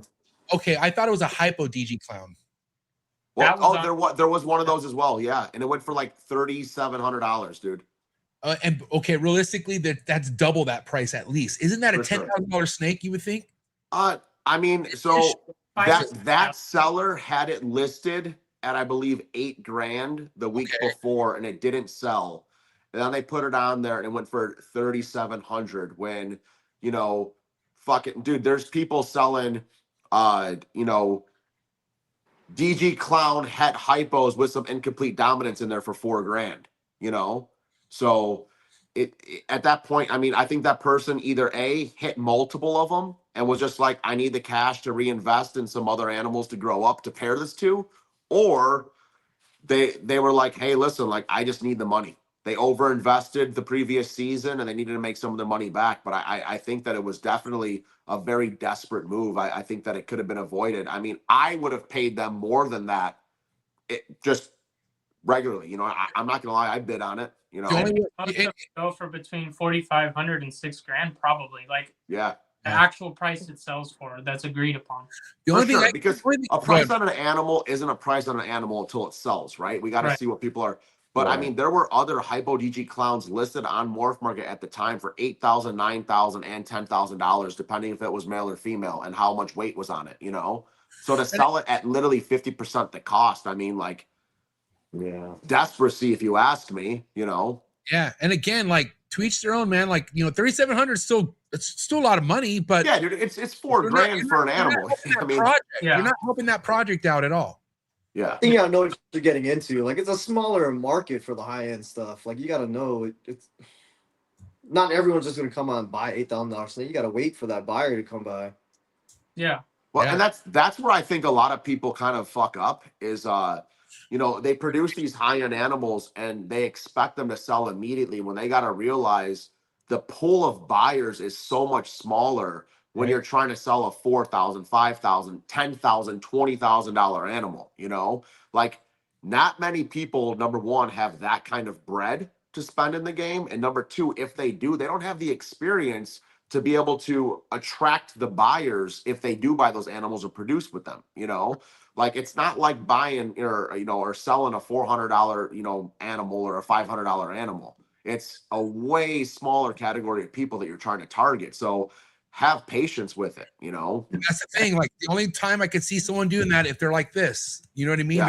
They're on a time crunch, or they're just fucking over it. Like, you know, I mean, shout out to Krista, but she auctions shit because she's done. She's over the ball python game, like, literally. And so, and mind you, like, Shane. Shane, I mean, at least Shane came up on it. Dude, I wanted that animal, and I saw it was Krista, and I was like, dude, I ain't gonna lowball Krista.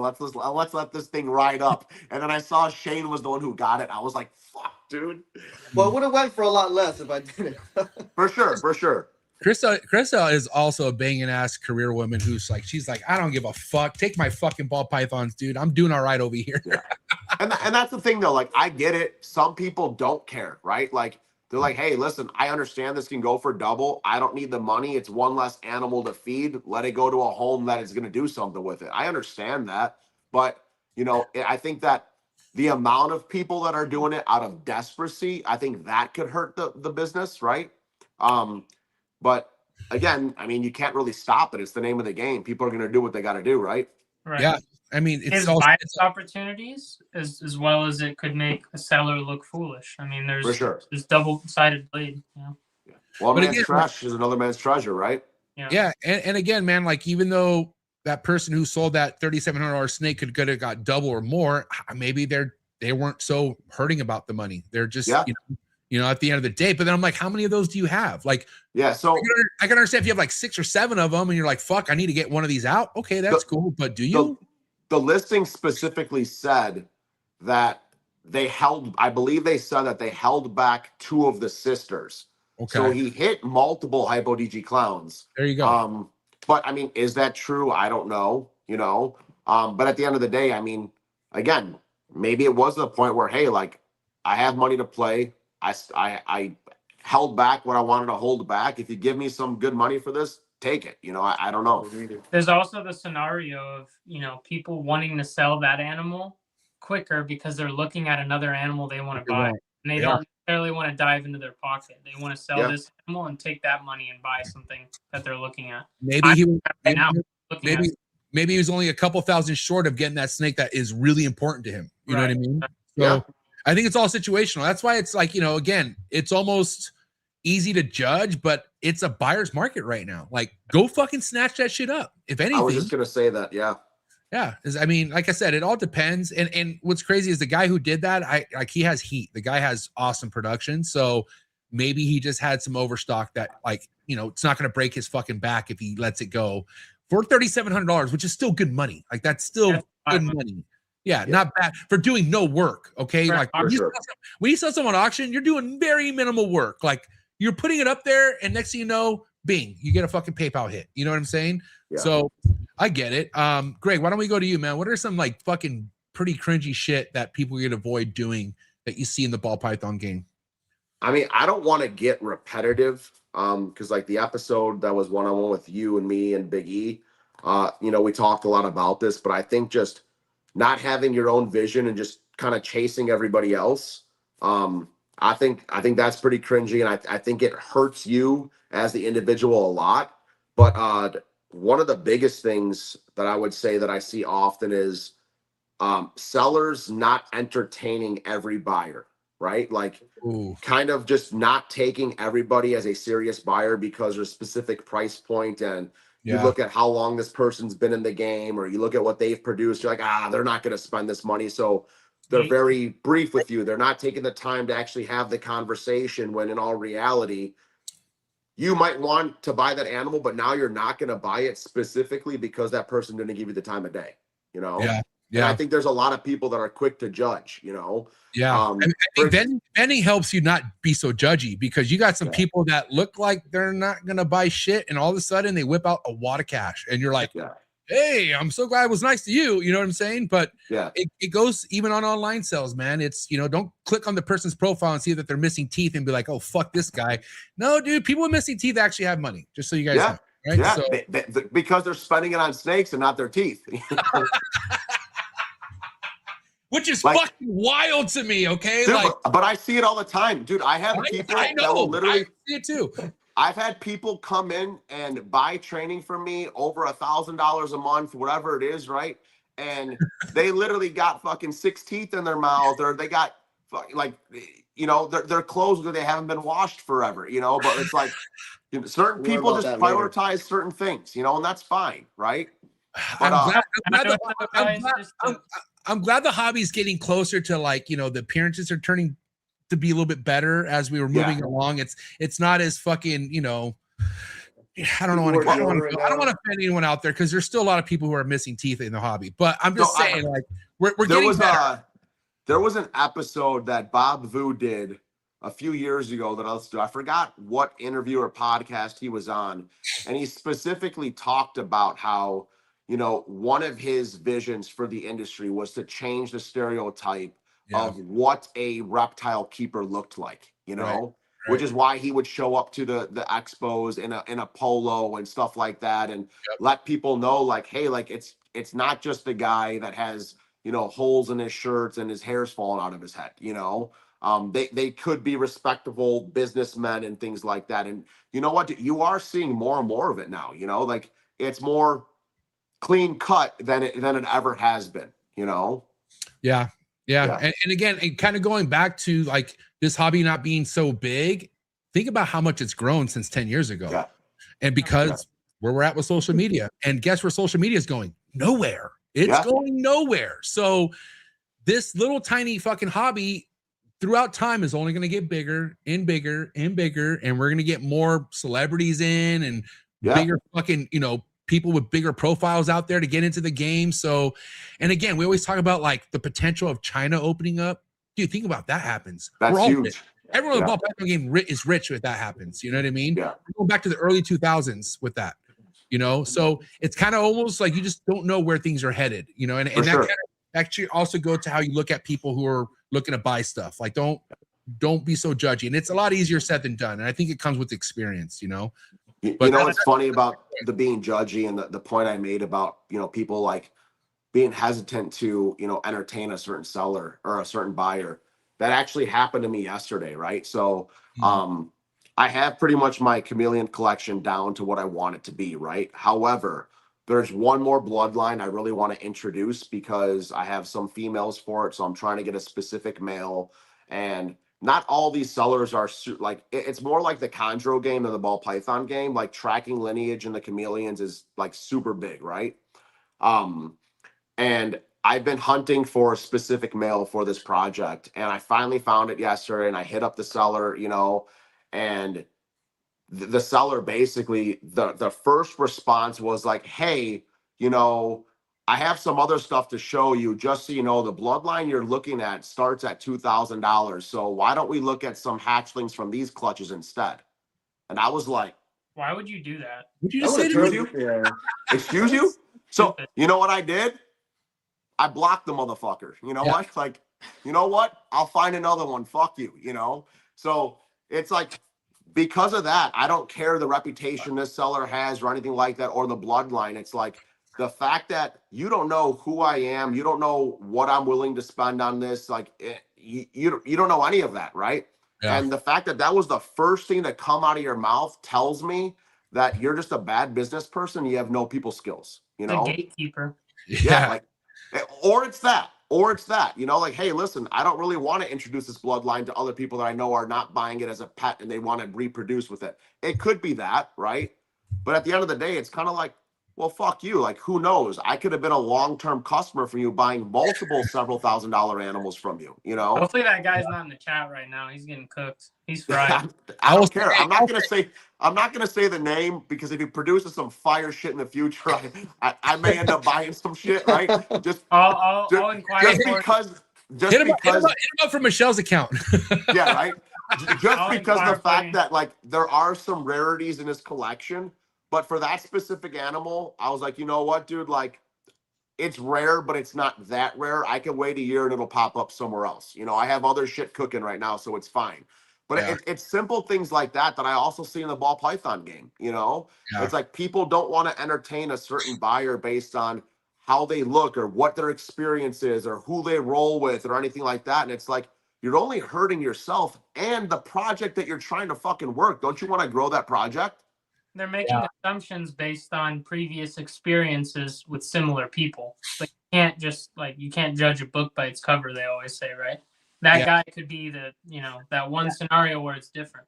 Yeah, dude. And I'll say one thing about blocking. It's kind of having a Krispy Kreme donut. You're not going to just have one. You're going to keep going and going. And you should probably be careful, because I've been on a blockathon for like, I don't know how many months now. And I'm starting to realize maybe I should chill out a little bit. But motherfucker, don't say anything retarded, okay? Nah, And bro, I won't.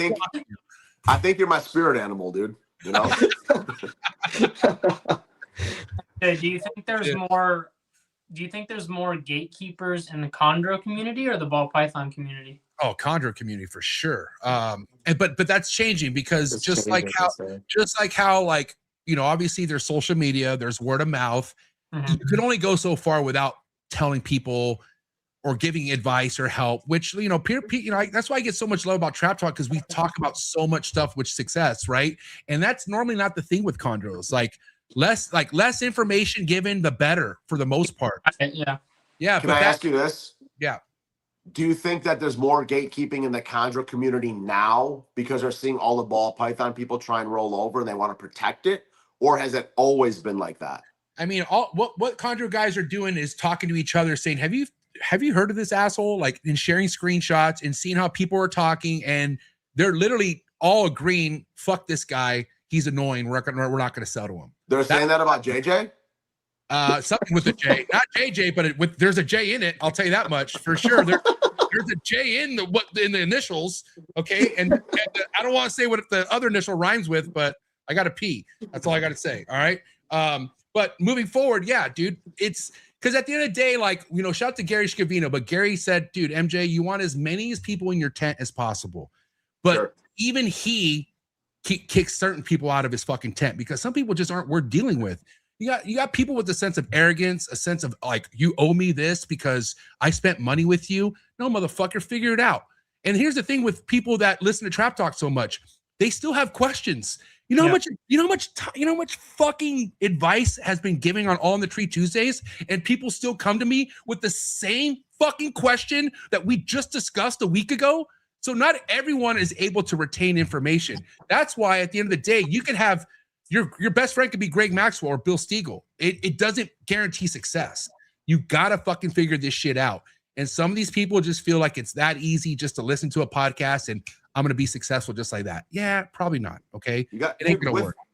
I mean, we relate this to fitness often with our conversations you and I have, but like anything, man, like it all comes with experience, right? Like you could only listen so much and retain so much without actually going through the motions, you know? Yeah, so, muscle memory. But those are the wrong kind of people because they're in a hurry. They're trying they're looking for shortcuts. And they're in any reptile demographic, there's no shortcuts in this. This should be a longevity game. No matter what the species is, you should be looking at this to do for life because it's a reptile that can live 30 plus years. Yeah. So what's the hurry? Where's the fire? And those are the people I have a problem with. The ones who are like this. I need to hurry up. I need to hurry up and grab all this shit. I need to produce 20 fucking clutches in a year. No, you don't, dude. Okay. Even if you do, what are you going to do with those animals? Here's the thing. Not everyone can even sell a chondro right now. Is that crazy to think, right? But people who have designer chondros that can easily go for $5,000-$6,000, they have them priced at $3,000 and they still can't sell them. Why do you think that is? Because they're fucking going too fast, first and foremost, and they don't know what they have. What the problem really is they don't realize how to build a market. They don't know how to be patient and wait to get enough people's attention to get eyes on what you're working with. It's the right place and right time. That's what I think it's just like the guys that are coming into the ball python industry and, you know, they're spending $50K, $100K, whatever it may be. And then they're producing $5,000, $6,000 animals. And they're wondering why people aren't buying them. It's the same thing. People don't know who you are. So they can go spend $500 or $1,000 more from somebody that they know has the experience and has a respectable name and a list of reviews. They're going to go to that person. If you got $5K to spend on an animal, you got $6K to spend on an animal. Okay, let me ask you guys something, right? Let's say you're in the market for a chondro and you're looking for a certain bloodline. You see both bloodlines on Morph Market and you see this guy you never heard of, and then you see Bill Stiegel, same price. Who are you going to buy from? No brainer. The mayor. Okay, first and foremost, because what comes with it? You got not only his friendship, but he's gonna fucking help you out. Like the mayor, the one thing I gave him the name the mayor because he literally is there for the people, dude. He has helped so many of his clientels out. He's not somebody who turns and burns. He doesn't sell you a fucking $5,000, $6,000, $8,000, $9,000 animal and tells you good luck. No, if something happens to the animal and you come back to him, he takes care of you. And I've learned so much of that with Bill. Like he takes care of his fucking people. But Bill's been doing this for over a decade. You know what I'm saying?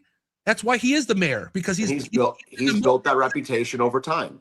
And he has been the most consistent. People know fucking Bill is consistent. You know what I'm saying? And to be that consistent in the chondro game, bro, that, I don't want to say it takes luck, but you better be dialed the fuck in. I'll tell you that much.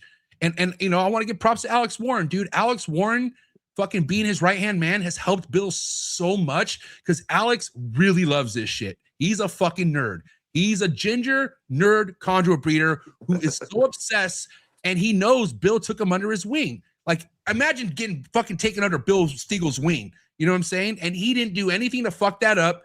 Him and Bill are like this. Bill's able to go on vacation because of Alex Warren. Bill's able to go to bed and not have to worry about waking up to feed a fucking clutch because of Alex Warren. You know what I'm saying? So, you know, Bill Stiegel is Bill Stiegel. And it's kind of like you come into this game and you don't expect to sell like Bill fucking Stiegel your first fucking few years. It ain't going to happen, dude. You know do you suggest to just share the journey from when you get in, like the animals I'm getting tomorrow? I'm obviously going to share them all the time and show their progression. Is that how you would recommend building a name and getting you share them anywhere you can, dude? Even though I can't stand fucking Facebook in the groups, guess what? You need those groups, okay? Right. I can't stand fucking Facebook groups. I wish I could just sit here and shit on them, but I need them. I'm not gonna lie to you. You know how many times I've gotten customers off Facebook groups pages? Because again, it is kind of a bunch of shit, but at the end of the day, that's where people go and look at stuff before Instagram.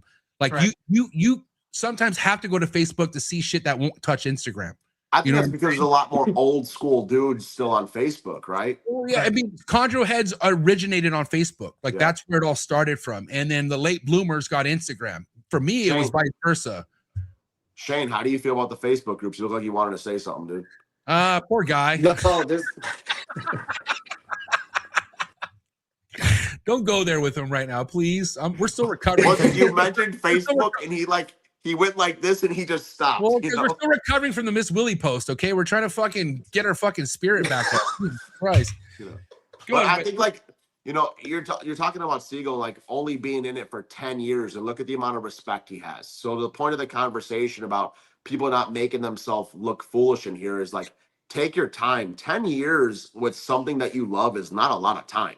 No. You know, breeding for 10 years. He was keeping no, for sure. But you know, I think a lot of people in this have been keeping animals or reptiles for a long time, right? But like treating it like a business and trying to grow on that aspect, like 10 years goes by like this. Gone. You know, if you move right and you have the right patience, you're gonna be okay. It's the people who are in a rush that just keep fucking things up, you know? Guess what year I got my first chondro? 10 years ago? 2016. Nope, it's been 10 years. I got my first chondro 2016 off Craigslist, okay? Mimi, who's actually laying a fucking clutch for me at some point soon. She's in her nest box, okay?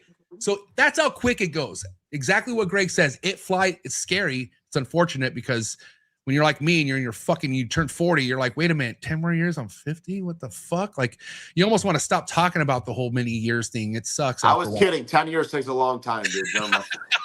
When was the first clutch that you had with the chondros that you fully established and listed for sale? What year was that? Oh, shit. 2024? Really? Well, there you go. 8 years. No, dude, I ate shit because listen, all I wanted was to produce shit to hold back. Like I wanted my own captive bred stuff. Everything I had was, for the most part, imports. So I'm sure people were hitting you up like crazy. Bro, I've been asking people. That's why I sold so many chondros last year, and because I finally had production to let go, and it wasn't easy. I'm sorry, it wasn't hard for me to make a list of 20 plus people who wanted a fucking chondro from me. I actually wish I had more, to be honest. But dude, I ate shit for 6 fucking years. And it was because I wanted to hold them back so bad. But it just didn't work out for me until it did. Go ahead, Greg. No, I was raising my hand that I want a chondro from you, but I know you do. You are getting one. Goddamn, God bless Shane. He spent so much money with me already. Leave him alone. But Double J, you're spending money with me this year. And Greg, you're spending hella money. And I'm gonna give Shane another free yellow Neo. So that's where we're going with that. We'll talk at Trap Fest. But I think, Shane, you haven't given us something. What's something to not look foolish? Yeah. I would say not going to the gym. Just kidding. No, well, yeah. Take care of yourself. No.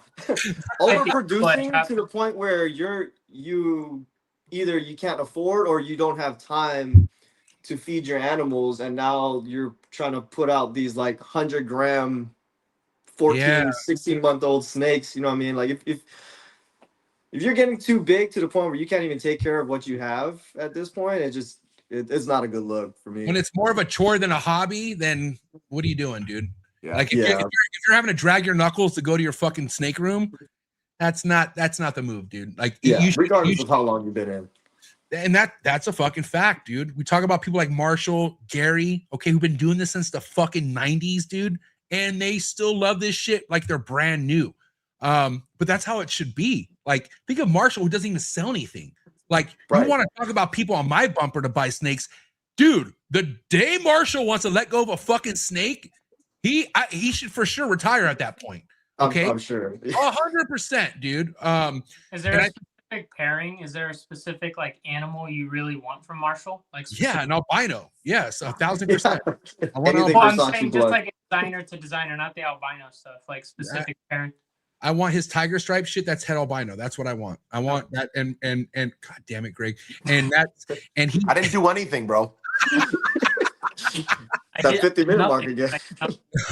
But honestly, I'm not like, dude, that's a broken record at this point. So many people want snakes from Marshall, bro. Like, I got people who go through me that try to like, hey, can you talk to Marshall for me? I'm like, bro, I'm not going to talk to Marshall for you because I want to talk to Marshall. Like I know you want to stay from Marshall. So do I. And he's literally one of my best friends. And I tell him all the time, he just laughs at me. And I'm like, God, that kind of mean at this point. You know what I mean? But I get it, man. Like, Marshall's not here for the money, dude. Like, he's a fucking legit chondro head. He just wants to make what he wants to make. And he hasn't had the best luck either, dude. Like, he's been through some shit. The reason why I'm jaded to this point is because how jaded Marshall is. You know what I'm saying? But again, once he gets to that point of production where he could sell shit, which, dude, who knows when that is, but he's not going to be hurting at all, dude, at all, period. It's crazy to think about what the albino stuff can do with like high melanistic stuff that Bill makes. And there's so much like potential. It's crazy. Marshall, I wonder how that would work with melanistic and albino. Yeah. Marshall wouldn't even take $100K for his albino. Okay, let that sink in. Yeah, I don't blame him. I don't think he would pass on $100,000 on his fucking albino, dude. Yeah. And that's a lot. That's a lot of money, dude. That's an Airbnb home. Okay. I could offer him more and he would pass. Okay, relax, Double J. Fucking take your chain off. Oh, he's like, I got 200,000. How's that? No, because how many of those animals are out there? It's like priceless. No, one of a kind. He literally has one of a kind. You know what I'm saying? And check this out. With shed testing, he probably has a bunch of 100% hets that he did. Like, that's why he has so many holdbacks, because he knows, why am I going to keep letting these pos hets go and fucking give other people the opportunity? Even though there's already a bunch of potential pos hets out there, but Marshall has all the higher pos hets, like, and he has 100% hets. You know what I'm saying? Giving up fine. Yeah, dude. And the guy, and that's why I respect Marshall. He's kept his career as long as he has. Like, he doesn't rely on snake money at all, period. You know what I'm saying? It's always been about his 9 to 5. That's what's paid his bills, raised his kids with. He's never had to worry about snake money. And I'm like, God, I respect that so much, dude, because you couldn't pay me to go back to a 9 to 5. I fucking hate that life. I'd rather stay right where I'm at. You know what I'm saying? But also, like, podcasting is my baby. This is what pays the bills. The snake shit's all fucking, that's all gravy to me. That's all the extra money I could possibly get. But like Greg says, anytime I make fucking money off the snakes, it either goes into my house or it goes to another snake that I just bought. You know what I'm saying? I bought a fucking 15K fucking basin from goddamn Socrates. That was 3 holdbacks. Are you kidding me? Yeah. So just like that, bro. But that's how it should be. That's really how it should be. You said something recently that stuck with me. It was like, you mentioned that you're pretty much always in the hole. Like, mentally, I always feel like when I say by that, like, I'm never looking to get out. Like, I'm never like trying to go to the board and be like, oh, are we in the green now? No, dude. There's no such thing in my heart, because there's always something I need. Like, I don't have enough basins, and basins are fucking goddamn the most expensive arboreal snake you could buy right now. So I'm really never getting out of this hole. Is my wife listening? I'm never getting out of this hole, dude. Like, but MJ, I mean, but you do it in a secure way, and it's conversation that, you know, me and Jared have had multiple times. Is like, I'm in a position where if I wanted to go heavy into things, I could go super heavy into things. And I've been buying animals lately, but I'm not like going crazy or putting my family at risk for it, because what I'm doing is I'm literally just, I'm upgrading at the point of, you know, when I have sales coming from, whether it's ball pythons or it's the other species, like I'm upgrading from those sales. You know, I took my original investment for my first year, and every year since then, it's literally not been out of pocket. I'm going to grow at the rate that the animals allow me to grow, because again, would I love to just dump everything? Sure. But I have 3 kids. I have multiple businesses. I have a wife. I have things that depend on me for it. Right. So I'm not trying to chase anybody else. I'm having fun with this shit. Right. Like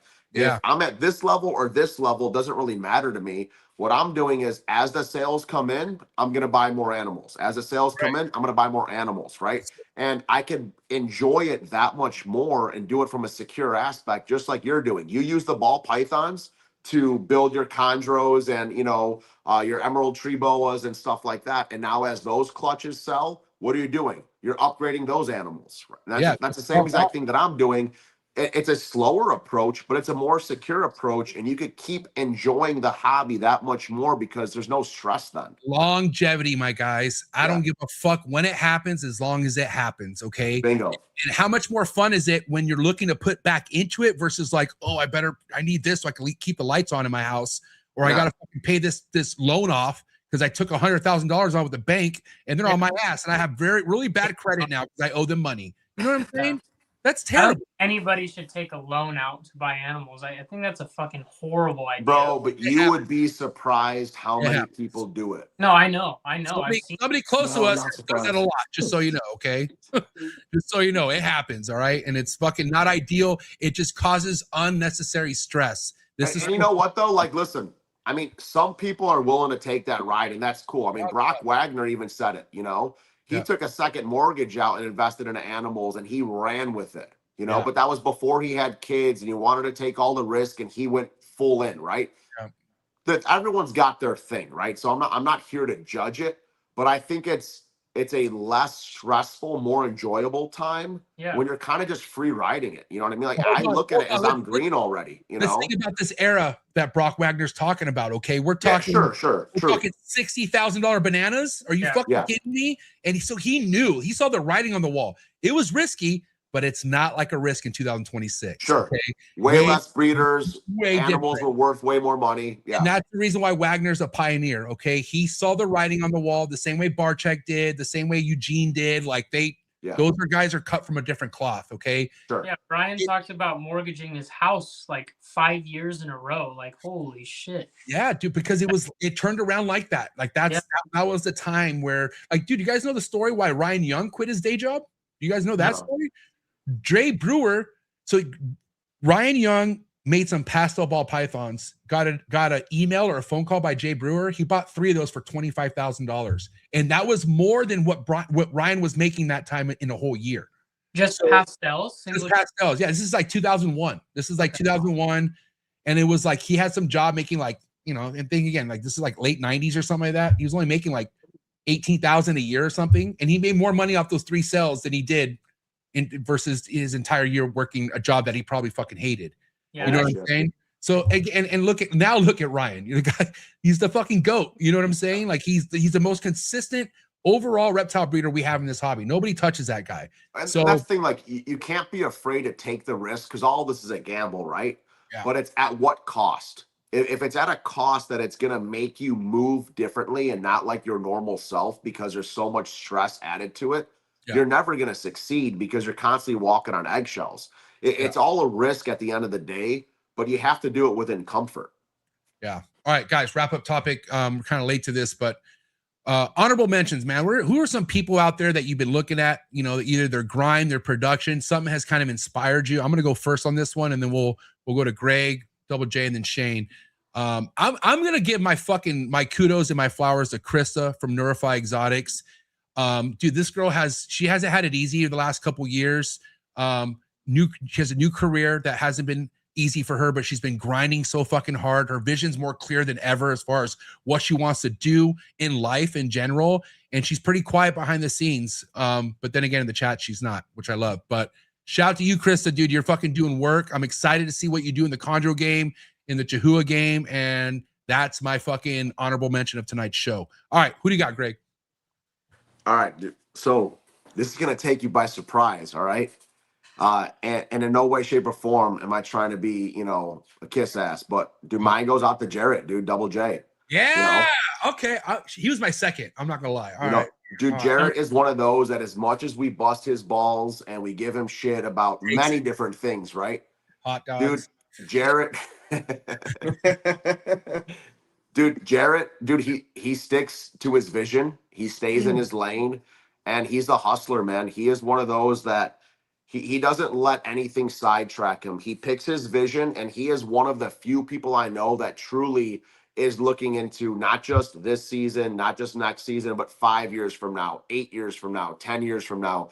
And he doesn't let things kind of deter him from that. No matter how much I say, yeah, bro, but what if this happens? You know, like he sticks to what he can, and he's throwing big money into the game, but truly out of pure passion and a passion that he believes in. And, you know, honestly, man, like I envy that a lot, and dude, ton of respect, bro. Yeah, Double J, you don't let things you disagree with affect you either. That's one thing I noticed. You take it for consideration, but you just move on, dude. And that's to be at your stage, that's not easy to do, because of course you want to almost want everyone to agree with what you're doing, but you know and see things the way you do, and you don't let nobody fuck with that. Yeah. And that's mad props to you on that. Respect, bro. Yeah. Appreciate it. I do know when to listen. Like when you told me, hey, you should probably hold off from you starting pairing in November. I thought about it. I'm like, yeah, he's definitely right. I'm just gonna do that. But that's different. That's taking advice. But from your actual vision and your game plan for the long term, like you don't find many people that are that set into it and that planned out and strategic. And I think that it's gonna go a long way, bro. Like, yeah.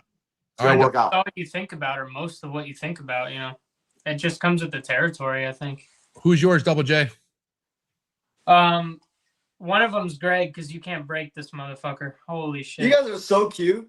You guys are fucking. This is pretty gay, but I love it. No, but I like how Greg is. You know, he's same thing. He sticks to his game plan. You can't stray him from Hypo DG Clown. That's what he's fucking doing. Yeah, he's in it. But not to go, share kudos. Probably Tyler from Painted Scales. He's one of the dudes. I see his Mandarin stuff, and I'm like, God damn! Like it's on another level. Like I love the stuff that kid makes. So probably him. I don't see enough people really pushing the envelope heavy with Mandarin. And the right quality. He's a sharp dude too. Like he's fucking really smart. Like he's been on this show, I think, a couple times. He was on the All-Star lineup. Yeah. Dude's smart. He's talked to him a bunch since that, and he's like super approachable. Really easy person to talk to. So he's really my guy that I think of first. Yo, Fatso's back. Oh, he's perfect. Perfect timing. He's like, my dad better say me. All right, Shane, send us home, buddy. Who you got? Yes. I think my person is he's already got a decent amount of flowers in this game, I think, because he's been doing good for a while. But I gotta say Brock from Morphinary Arts. Yeah, big Brock. I've always looked up to him a lot. I feel like I could relate to him a lot. He's just been, I don't want to say quiet because he posts a lot, but he's just been like, God, he just does his thing now. And he's been. It's funny you say that because Brock was going to be my second because of, I feel like he's been more behind the scenes lately, but then when he pops out, he shows off. You know what I mean? Yeah, like Brock's one of the homies that I talk to all the time. And if I have questions, you know, I go to him a lot. Like me and him, you know, we chat up a bit, but like, he's one of those where he's got a lot going on right now, career-wise, and you know he's obviously he's a dad, he's busy, but like even though he's kind of like backed off a little bit from being like visual in the scene, when he does show some shit, like the man is working on some heat back there. Like he's gonna show up the next season or two, and everyone's gonna be like, "Holy fuck," you know. Yeah. You know what's crazy? I invited Brock on the show tonight, but he couldn't make it because of his work schedule. You know what I'm saying? Oh shit, man. He's working hard, dude. And you know, Brock loves coming to the trap. Yeah, we'll make it happen. You know, Big E's a busy guy, so this will be happening again. He's one of the most honest people, I think, not only in the V, but that I've like ever interacted with. Like Brock will tell you exactly what he thinks, and regardless what you think. Yeah, he doesn't care if it hurts your feelings, doesn't hurt your feelings. If he feels strong on the opinion, he's gonna speak up, which is mad respect. And I mean, the dude stays in his lane. You know what I mean? Like he knows what he's passionate about, like you, Jarrett, right? Like he knows what he's passionate about, and he is going to ride till the wheels fall off. And you know, dude, every clutch he pulls out just gets better and better and better. It's because he has that long-term vision, you know? Yep. I think I've said it before. I think of Brock and I think of Danny from Portuguese Pythons. He would have been fun to say. Danny Renee, dude, you got to give him both props. Yeah, Danny Renee, right? Yeah. When I think of Ultramel, they're like synonymous with. I love them. That's another good example of people who just let the animals do the talking. Yeah. They're not so vocal, but god damn it, you go to their page and you see fucking heat, man. Their people at Pomona like floored me. I was like, they don't fuck around, dude. When they vend, they vend. Like they come to party, dude. Like they know what the fuck they're doing, and they do well. Every time I see them vending, they do really well. You know what I'm saying? You know what, dude? While on topic, and we're throwing out some more people here, I gotta say one more. Dan from Vision. Oh fuck! Dan from Vision Quest. Fire, you know, dude. he's one of those that he just, when you said just lets the animal talk, like that's what came to mind. Is like Dan's one of those guys that stays low key too. But like, dude, the DG puzzle stuff and the hypo DG puzzle stuff that dude's got brewing and hatching as we speak, like, dude, he's got some heavy hitting shit, and you know, unless you fuck with him, like you wouldn't even know about it, you know. But he's just one of those guys that like he's just passionate. He's just behind the scenes doing what he does and loving it, you know. Yeah, and that's what it's about, man. Approachable guy. Yeah, you know, again, we'll finalize everything right now. How not to look like a fucking fool. Just let the animals do all the talking for you, man. Yeah. It's that simple. Yeah. People notice the production, the results. Okay, results are louder than words. I'll tell you that right now in all aspects of life. All right, boys. All right, I hear Leo screaming. I gotta go, guys. Above Scales on IG, Scale Nation, Double J and AAA Reptiles. Follow all these motherfuckers. Okay, for now, and then we'll see them on the next New Beer on the Block recap. And if Emilio doesn't go vend soon, we'll bring you on a fucking Thursday night, boys. I think we need to do a Thursday night, all three of us with Big E. That sounds good. Let's do it. Let's do it. I'm down. And Brock. All right, guys. Do me a favor. Give it up for Greg, Jarrett, and Shane, ladies and gentlemen. Have a good night, guys. Thank you, man. Hey, have a good night, guys. Thank you so much. All right. I'll see you. All right. Peace out. All right. Great episode, guys. Hope you guys enjoyed that episode as much as I did. I just could have kept going. You know what I'm saying? But I hear a lot of noise right now in my living room. So my time has checked. I got to get going. Shout out to everyone who supported this podcast tonight. Hit that subscribe button if you're not subscribed already. Hit that notification bell. Select all. Make sure your notifications are on. That way you'll be reminded of every episode for Tuesday, Wednesday, Thursday, Friday, Sunday, and Monday, of course. All right. Thank you for all the sponsors in the description below. Check them out. But that's a wrap. Episode 758 in the books. Quick word from the sponsors. Have a good night, and I'm out. Sorry for the interruption, folks, but a quick word from our sponsors. Shout out to tonight's sponsor brought to you by ZoomEd. ZoomEd is proud to be supporting the Trap Talk Reptile Network. At ZoomEd, reptiles are our passion. For over 48 years, we've been creating premium foods, supplies, and habitats for reptiles and other exotic animals. We're a company made up of hobbyists that test our products on the hundreds of animals that we care for here every single day. Whether you're an established breeder or a first-time hobbyist picking up your first ball python, ZoomEd has you covered with everything you need to keep your animals happy and healthy. I'm excited to talk about this new product with ZoomEd called the Slither Sense. It is a remote temperature and humidifying monitoring system, which we all know how important temperature and humidity is to your reptile. And for you to have remote access to your temperature and your humidity in your reptile room could really, really be a game changer for the longevity of you keeping reptiles. So guys, make sure you check out that product. Find the link in the description below. Click on it right now. Give me your feedback in the comments below. Let me know how you're liking a brand new ZoomEd product. Shout out to tonight's sponsor, and that is Jersey Guys Balls. Father-son duo who are just slaying it in the ball python game. If you're into Sunset, if you're into Monsoon, if you're into Puzzle, this is the page you should be following on Instagram right now. Jersey Guys Balls are invested in some of the highest and most exciting projects in the ball python game today, such as Tornado and many other genes like Cosmos. So again, make sure you go check them out on Instagram. You can also follow them on YouTube, and definitely go give them a follow on MORPH Market. You can find all the links in the description below. And again, thank you so much, Brett, and thank you, John, over at Jersey guys balls. Shout out to Focus Cube Habitats, the #1 PVC enclosure in the reptile industry. Hands down, everything you guys see behind me are 3x2x2 PVC design enclosures by Steven and Ashley over at Focus Cube Habitats. My entire room at this point, all Focus Cube Habitat enclosures, and that is for a real reason. My reptiles love them. I've had majority of these Focus Cube Habitats behind me for over 6 years now. So guys, if you're looking to expand your reptile room and get yourself some new enclosures, no better place to visit than Focus Cube Habitats. You head over to focuscubehabitats.com and see how many different design enclosures you could choose from. And you can also follow them on Instagram and stay updated with all current new enclosures on their YouTube channel. So thank you so much, Steven and Ashley over at Focus Cube Habitats. And I think I got new enclosures in the driveway, so I gotta go. Shout out to Focus Cube Habitats, you are the best.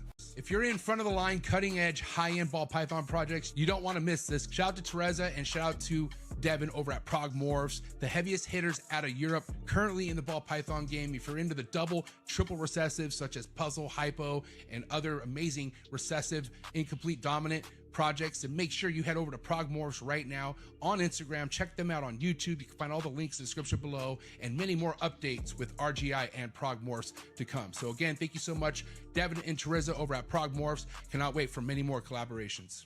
Shout out to tonight's sponsor, and that is CLTCH, the #1 organization app in the ball python game today. Also, tonight's episode is brought to you by KINOVA Reptiles, the biggest world industry leading ball python company in the hobby, in the industry. So excited to announce this partnership with CLTCH and KINOVA Reptiles. No name that needs an introduction. As you guys already know, if you're looking to invest with the best, KINOVA Reptiles is the way to go. And again, if you want to be organized, if you want to be ahead of the game, there's no better organization app in the ball python game than CLTCH. Thank you so much to the entire CLTCH team. Thank you so much, KINOVA and the entire KINOVA Reptile team. Please continue to keep doing what you're doing. Nothing but inspiration, nothing but excitement coming from KINOVA Reptiles and CLTCH. And I'm excited to have more information to announce to you guys here in 2026. Thank you so much, CLTCH and KINOVA Reptiles. Shout out to tonight's sponsor, and that's the one and only MORPH Market and MORPH Market Shipping. One of the biggest exciting things about the reptile hobby over the past couple years is MORPH Market Shipping taking everything to the next level. Anything as far as reptile purchasing or selling needs can all be done on MORPH Market's website. So I highly suggest you go check it out, especially if you're in the market of purchasing your first, second, or third, or fourth reptile. You can find a bunch of legitimate breeders on MORPH Market's platforms. They stand very tall on representing the best breeders we have in the hobby. So don't look anywhere else when it comes to looking for your new reptile. Not to mention, if you're looking for aquatics or your next plant, MORPH Market's a spot for you as well. Make sure you head over to morphmarket.com. And the best thing about MORPH Market's platform, you could ship directly from their website with MORPH Market Shipping. MORPH Market Shipping has saved this hobby billions of dollars as a whole. I myself saved thousands with MORPH Market Shipping last year due to their insanely cheap rates. So definitely go take advantage of these rates on top of the amazing customer service that comes along with MORPH Market Shipping. Shout out to Darian and Zach, and shout out to the entire MORPH Market team. So proud to be a part of this team. Thank you so much for MORPH Market Shipping and MORPH Market, and so excited to announce new MORPH Market features that are going to be hitting the reptile hobby real soon, like live sales on MORPH Market. Thank you so much, MORPH Market and MORPH Market Shipping. Thank you for all the fellow support. Thank you so much for anyone who watches the Trap Talk Reptile Network. Hit that like button. If you hit that subscribe button, hit that notification bell, you'll be notified of every new episode dropping here out of the network 7 days a week. And also by hitting that like button, hitting that subscribe button, it pushes this network out to other new keepers coming into the hobby. So by you doing that, it does more than you think. So thank you so much again for all the support. And if you're not already a subscriber, please hit that subscribe button. We're doing big things over here and we really appreciate it.